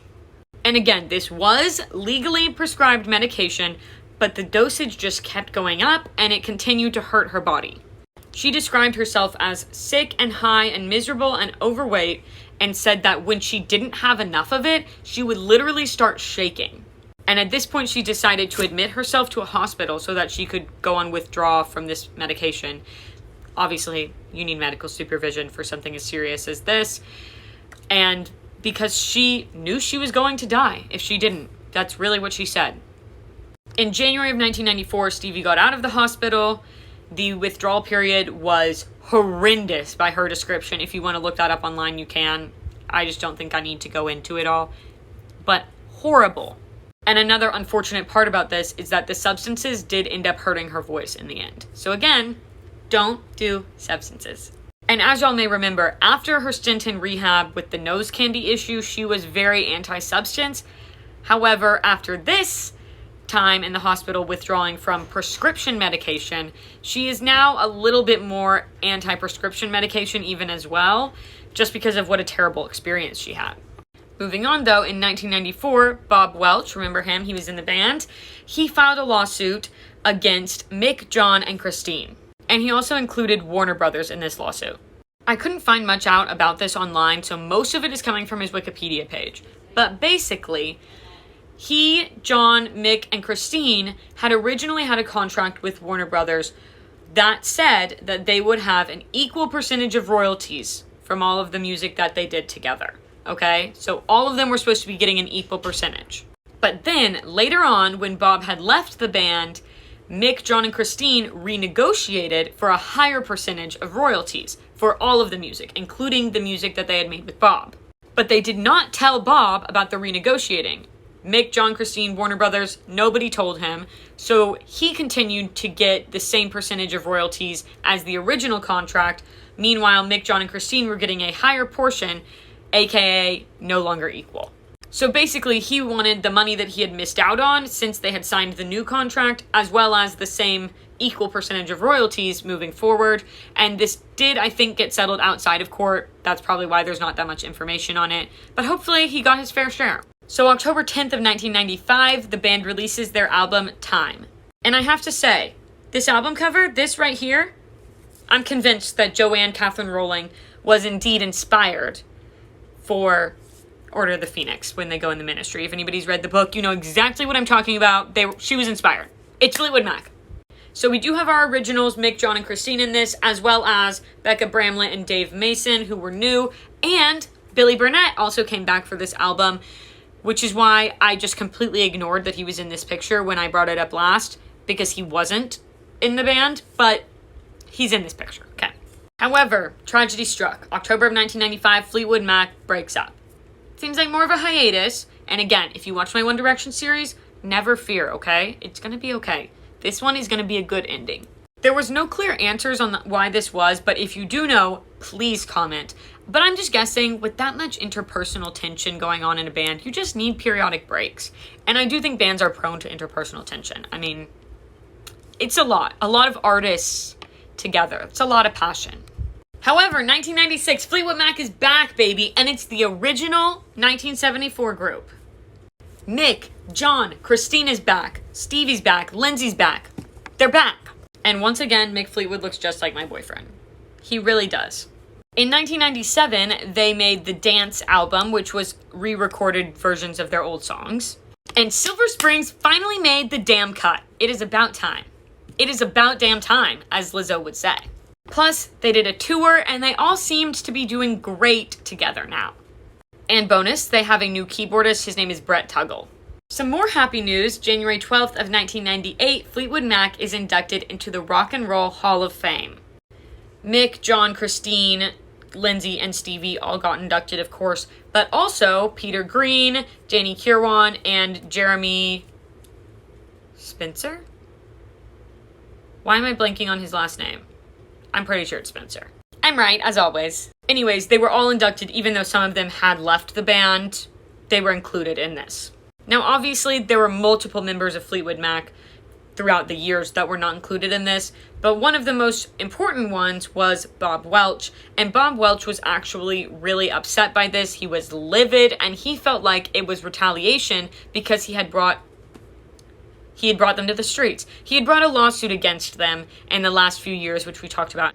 However, Bob Welch did not get inducted, and he felt like this was them retaliating against him after he had brought a lawsuit against them in the past few years. Although it isn't supposed to be up to the band, it's supposed to be up to the Rock Hall who gets inducted. It really didn't add up, though, and Bob said specifically that he could understand if he had been a sideman for a year, but he was an integral part of Fleetwood Mac for 5 years. And he also mentioned that when he was part of the band, it was a transition, but it was an important period in the history of the band. Mick Fleetwood dedicated a whole chapter of his biography to my era of the band, and credited me with saving Fleetwood Mac. And also mentioned that he was a co-manager with Mick, and he was the one with the idea to move to the US, which was a humongous move for them, and brought them to Stevie and Lindsey. Overall, he said that it was really embarrassing for him and that people asked him about it all the time and why he wasn't inducted, and it just became a huge source of shame and hurt. The director of Rock Hall said that it had nothing to do with the lawsuit and that inductees are selected solely on the basis of artistic merit. The media was also told that they brought in an outside expert for recommendations for Fleetwood Mac, specifically because there have been so many lineup changes, and that they decided that Fleetwood Mac was inducted for its original incarnation as an English blues rock band, and for the version that came together in the mid-1970s that became so famously successful with the release of the album Rumours. So really, Fleetwood Mac is in the Hall of Fame twice in a sense. First at the very beginning when they were blues rock, and then also when Stevie and Lindsey joined that period, but not the part where Bob Welch was there. Feel free to let me know your thoughts in the comments about that. In 1998, Christine left the band, and on her Wikipedia it states that she all but retired from music, so unlike the last time where she was still working with them in the studio and just not touring, she really wasn't doing any of it. And she has said that the reason for this was because she was super afraid of flying, which, by the number of artists that have passed away due to plane crashes, I can understand that, honestly. Her father had also recently passed away, which really emphasized the importance of family to her. And she said, "I missed my roots because I'm a Cancer, you know. We're domestic bodies. We like to cook and we like our nests. And I was aching for my nest." See, I told y'all birth charts were important in this series. Anyways, she ended up buying a house that was in a terrible state and repairing it. Very under the Tuscan sun of her. I love that. And moving forward a little bit, April 15th of 2003, Fleetwood Mac released their album, Say You Will. Now, Christine was featured on a couple of these tracks, but it was mostly Stevie, Mick, John, and Lindsey, and Sheryl Crow was featured as well. Skipping forward again, June 26th of 2011, Stevie did an interview where she talked about her and Lindsey's relationship, and she referred to them as each other's miserable muses, and said that they still inspire each other's songs to this day a lot of the time. And then she said, "So is he sorry that our relationship broke up in 1976? Yes. And if he had to do it all over, would he not move to LA and maybe try to find our record deal in San Francisco? Yes, because we both believe that we might still be together. Probably not, but it's possible." And it was brought up several times in my research that Lindsey fully believes that Fleetwood Mac is somewhat to blame for their relationship breaking up. They also talked about her almost relationship with Prince, which I told y'all about earlier. And they mentioned the rumor that Lindsay Lohan was going to be in a movie about Stevie, which she said was absolutely not going to happen. Not because she had anything against Lindsay, more because Lindsay in 2011 was just in no place to be doing a movie.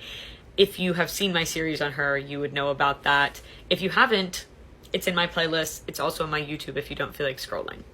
On January 3rd of 2012, Bob Weston passed away. If you recall from the beginning of this series, he was with the band in the early days, and he also had an affair with Jenny Boyd, Mick's ex-wife, which led to him being fired from the band. However, regardless of any interpersonal conflicts they may have had at the time, all of Fleetwood Mac and their fans will dearly miss him, and rest in peace to Bob Weston. And I'm sorry that the somber tone is continuing, but on June 7th of 2012, Bob Welch passed away. This was, as the band described, unbelievably shocking because he made the choice to take himself away from the world. Apparently, he had undergone spinal surgery 3 months before, and it appeared he would not recover. And they were told that he had seen his father become an invalid and watched his mother care for him for many years. In the letter he left, he told his wife, Wendy, "I'm not going to do this to you." I'm sorry, I can barely read that without crying. Rest in peace to Bob Welch. Okay, I've recomposed myself. March 24th of 2013, Stevie was on Oprah. She talked about her experiences with substances while she was in the band and how it had hurt her long term. Again, don't use substances. Her relationship with Mick was also mentioned, and she said that they would never have had an affair if not for the influence of substances, and that the affair wasn't a good thing, it was doomed. It was a doomed thing, caused a lot of pain for everybody, led to nothing. Also in 2013, Stevie said that she had made amends with Lindsey and that he had agreed to treat her with respect. Some happy news though, in January of 2014, we got Christine back. Took a while, worth the wait. Love you, Christine. And she was back fully, touring and everything. And she said that while she liked settling down in the country, she really missed the band and missed making music with them. So she overcame her fear of flying in order to come back. And when she did, she said that the nest and the home that she was longing for was really them. It was the band. Tears, guys. Tears. Although Lindsey supposedly wasn't all for it at first and was basically saying she can't just come and go, they all like Christine. And it seems like even when she's not a member, she's a member. So, of course, they let her back in. And it was going amazing already, they said. They just have great chemistry as a group. She was super happy to be back, although she did say that she needed to relearn some things, like obviously some of the songs, but also just kind of the general mindset and rhythm, no pun intended, that you get into when you're constantly making music. By the way, Fluently Forward made an amazing video the other day about the theory that women hit the wall and like leave their prime way earlier than men, or at least that's the narrative. Please look at this photo and tell me that that narrative is correct. Tell me. Please, try and tell me that. And that is no hate to the men of this band. Love mixed fashion, always. Lindsey's still got cool guy Lindsey going on. His skin is also smooth as hell. And I think that John has actually aged very well. But the women. Look at them. On January 8th of 2014, Stevie was on an episode of American Horror Story Coven. Obviously, it works well for her witchiness aesthetic, although, as we recall, she has said that she is not a witch, and she was actually very scared by people's reactions to thinking she was a witch in the 70s, if we remember. But she had a great time doing this. On October 30th of 2014, Mick publishes another book about his experiences with the band called Play On, and once again, Mick Fleetwood looks exactly like my boyfriend. He discussed his affair with Stevie and basically that he has always wondered if they could have been a real relationship if they had made a go of it rather than it just being a love affair. And he also said, "We still have the same connection to this day. We just love each other in the true sense of the word, which transcends passion. I will take my love for her as a person to my grave because Stevie Nicks is the kind of woman who inspires that devotion." I'm trying to be Stevie Nicks kind of woman. Sometime in 2015, they were playing a show in London and Stevie actually reached out to Jenny Boyd, Mick's ex-wife. As you may remember, her and Mick had an affair while they were together and then Jenny gave her the silent treatment. Well, they met up and Stevie apologized for everything, which Jenny said she had long let that go, but it's always nice to mend bridges. And I know that so far we've kind of been skipping around in the years, there's not been a ton of drama. That's about to change. So in 2017, the band was planning a new tour and they were figuring all of the logistics out for that. Now, this is all alleged, and we'll get to why in a little bit, but allegedly they wanted to start their rehearsals for the tour in June of 2018 so that they could actually begin the tour in August of 2018. However, Lindsey was about to put out an album of his own, solo, so he wanted to push back the tour a little bit so that he could also go on tour for his solo album and promote it, but the band was not having any of that. I definitely see both sides of this. On the one hand, Lindsey has been very loyal to the band, been very helpful to the band, and they all seem like family, so why not push it back a little bit for him? But I can also see how the rest of the band was like, we're all older, we're not trying to force this shit. If it doesn't work, it just doesn't work. I December of 2017, the band had made it pretty damn clear to Lindsey that they were not about to budge on the tour dates. So Lindsey claims that he just let it go and decided he'll release his solo album later on so there's no conflict. The tour had another stipulation, though, that was introduced by Stevie, that the band would not do more than 3 shows a week, which I can understand why she would want to keep it low-key. Christine never really liked touring anyways. They're all older. It makes sense. Well, Lindsey saw this as a potential compromise because he felt like he could handle more than 3 shows a week, so why not do the 3 shows with Fleetwood Mac and then do a few other shows a week for his own solo album during the same time period. However, Lindsey claims that he considered the Fleetwood Mac tour to be a priority to him and that he would do whatever was necessary in order to participate. Again, I can see this from both sides. On the one hand, it would be really good promo for Lindsey to be doing his solo album tour alongside the Fleetwood Mac tour. However, from the band's perspective, I can understand how one member doing a solo tour while the rest of us are doing a group thing kind of undermines the unity of the band. On January 26th of 2018, Fleetwood Mac performed at the Music Cares event as their Person of the Year. And they also had a loose plan to announce their tour at this event because it'd be a pretty good time. However, Lindsey wanted to also be able to announce his solo tour at the event, which, again, good promo for him, but definitely undermines the unity of the group. Neither of the tours were announced, though. But Lindsey did find out at that point that Stevie's manager hadn't even brought up the idea to Stevie of Lindsey potentially doing solo shows alongside the tour. And I think that at that point, Lindsey sensed that maybe there'd be a little bit of trouble with that. And 2 days later, on January 28th, Lindsey said that his manager told him that the tour was not going to be happening anymore. Lindsey claims that, allegedly, his manager told him, Stevie never wants to be on a stage with you again, and that she didn't like some of his actions on stage at the Music Cares event.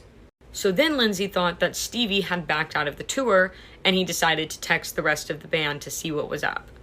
But he got no response from John or Christine, and he did receive one from Mick, which he described as cryptic, and said that he needed some time to reflect. So things were definitely feeling off to Lindsey. And then a few days later, on January 31st, Lindsey straight up asked his manager, are they trying to kick me out of the band? And his manager let him know that, yeah, they're going to do the tour without you. At this point, Lindsey supposedly tried to text Mick to figure out what was going on and also to reiterate that he was going to push his album back and the tour was his priority and he really wanted to be on the tour. And he said that he got 2 cryptic responses and then everybody suddenly cut him off entirely.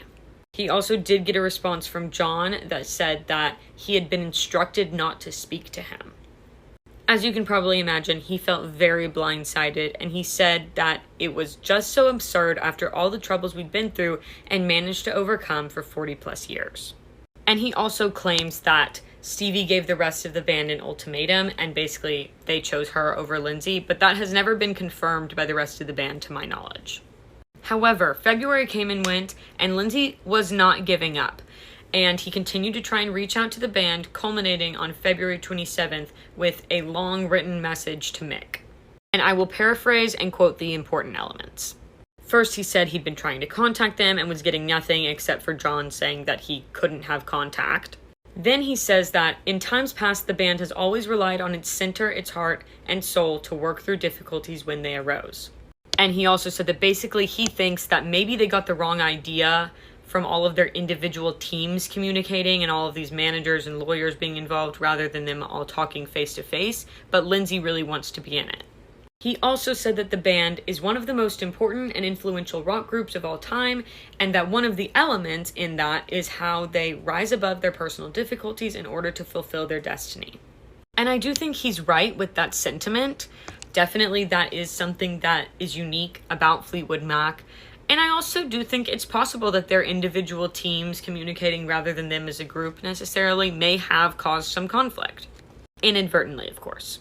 And what I'm about to read you is the end of the letter that Lindsey sent to Mick when it was clear that he had been ousted from the group. So here's what he ends it with. Is there not a way we can reclaim that center, that heart and soul, and work this through?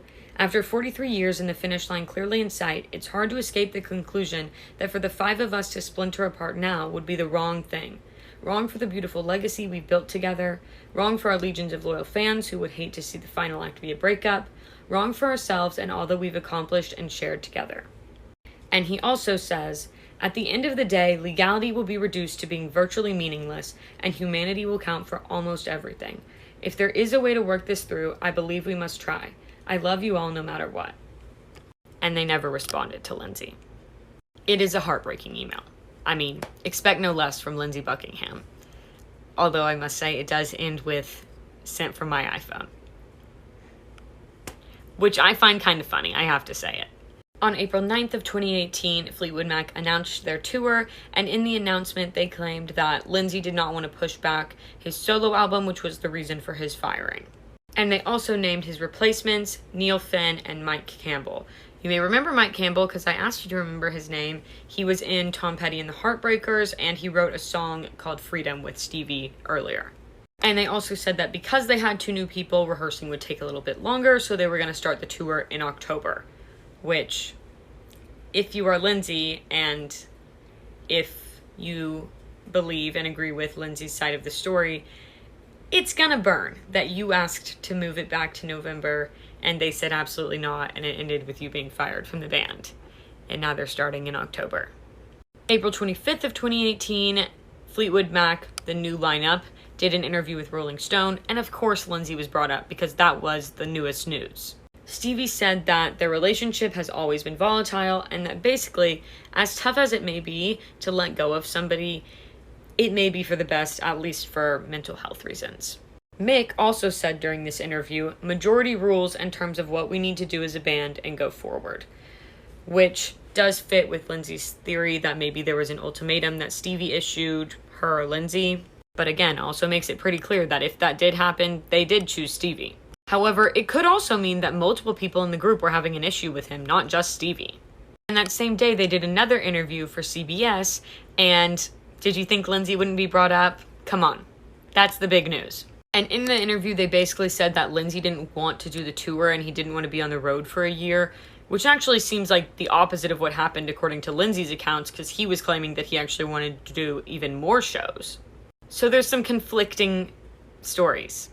So May 11th of 2018, right after those interviews that the rest of the band did, Lindsey was doing a show in support of a candidate for Congress at the time. And during this, he decided to briefly address the falling out. He said, "This was not something that was really my doing or my choice. I think what you would say is that there were factions within the band that had lost their perspective." At that point, somebody in the crowd yelled, "F Stevie Nicks," and he said, "Well, it doesn't really matter." And then he said, "This is the only thing I'm really sad about." And what it was that it harmed the 43-year legacy that we had worked so hard to build, and that legacy was really about rising above difficulties in order to fulfill one's higher truth and one's higher destiny, which he did say in his letter to Mick as well. And then October 9th of 2018, the same month that the band was going to begin their tour, Lindsey files a lawsuit against the band for firing him. This was for breach of fiduciary duty, breach of oral contract, breach of implied covenant, and good, fair, and faith dealing, intentional interference with prospective economic advantage, declaratory relief, constructive trust, and accounting. A lot of legal terms there. All of these claims are basically just saying that over the years, the group agreed in various forms and fashions that they would work as a group, that they would profit equally, and that they would respect each other, and by giving him no notice and leaving him out of the group tour, they violated that. That's what Lindsey alleges. And the lawsuit outlined all of Fleetwood Mac history that I've told you to this point. Well, not as thorough as me, but it did. And they also pointed out timeline style, love that Lindsey was a huge part of the success of the group. And this included multiple things. First of all, multiple albums that got them inducted into the Rock and Roll Hall of Fame that were contributed to by Lindsey. They also mentioned all of the songs like Go Your Own Way that became hits, super profitable for the band, and that in their greatest hits album, they did not include any songs from before Lindsey joined the band. They also pointed out that after Tango in the Night, when Lindsey left, the albums that the band put out did not do very well, and then when he came back, the albums were very successful again. And they also mentioned that the solo album that Christine did, which he co-wrote for, did amazing. They also brought up the Tango in the Night album specifically because Lindsey had production credits on it, but they also claimed that he was the band's musical director on all of Fleetwood Mac's albums dating back to 1975. That was not a formal title that he received, but it's one that they are claiming now based on his work. And you can decide for yourself whether you think that that claim is accurate or not. And when President Clinton had them at his inauguration, he specifically requested the lineup including Lindsey, who was not a current member at the time. And they also brought up numerous times that Lindsey had put the band first and that he had insisted that the band stay united and never leave anyone out. So, after all of those claims that they put forth in the lawsuit, Lindsey wanted the payment he would have gotten from touring with them, which was an estimated $12 million to $14 million, plus 10% interest rates for each year they didn't pay him it, and of course, attorney's fees. In a break from the legal stuff, on June 8th of 2018, Danny Kirwan passed away. He was part of the band in the early days, and he will be dearly missed. Rest in peace to Danny Kirwan. On December 10th of 2018, the lawsuit between Fleetwood Mac and Lindsey Buckingham was settled. Now, we do not know the details, but we do know that Lindsey was fine with it, so he must have gotten something, and he also said at the time that he did not think he would be going back to the band. On July 25th of 2020, Peter Green passed away. As you may remember, he was the man who started Fleetwood Mac and one of the original members. Obviously, this was super tragic for everybody in Fleetwood Mac, and it actually brought Mick and Lindsey back together as friends. And rest in peace to Peter Green. On February 7th of 2021, Christine did an interview with BBC, and they basically just talked about the opportunity of a reunion tour, and she said, if we do it, it'll be without John and without Stevie.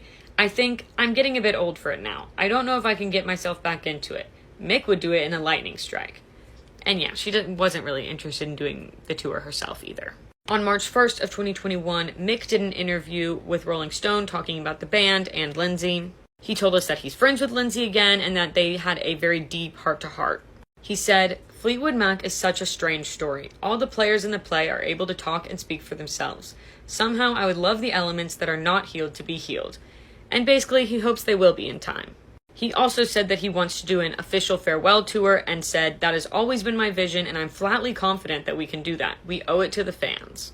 As for Lindsey and Stevie, he pretty much just said, I don't even need to protect it. It's so known that they have an interesting, sometimes toxic relationship and that they're not really on good terms.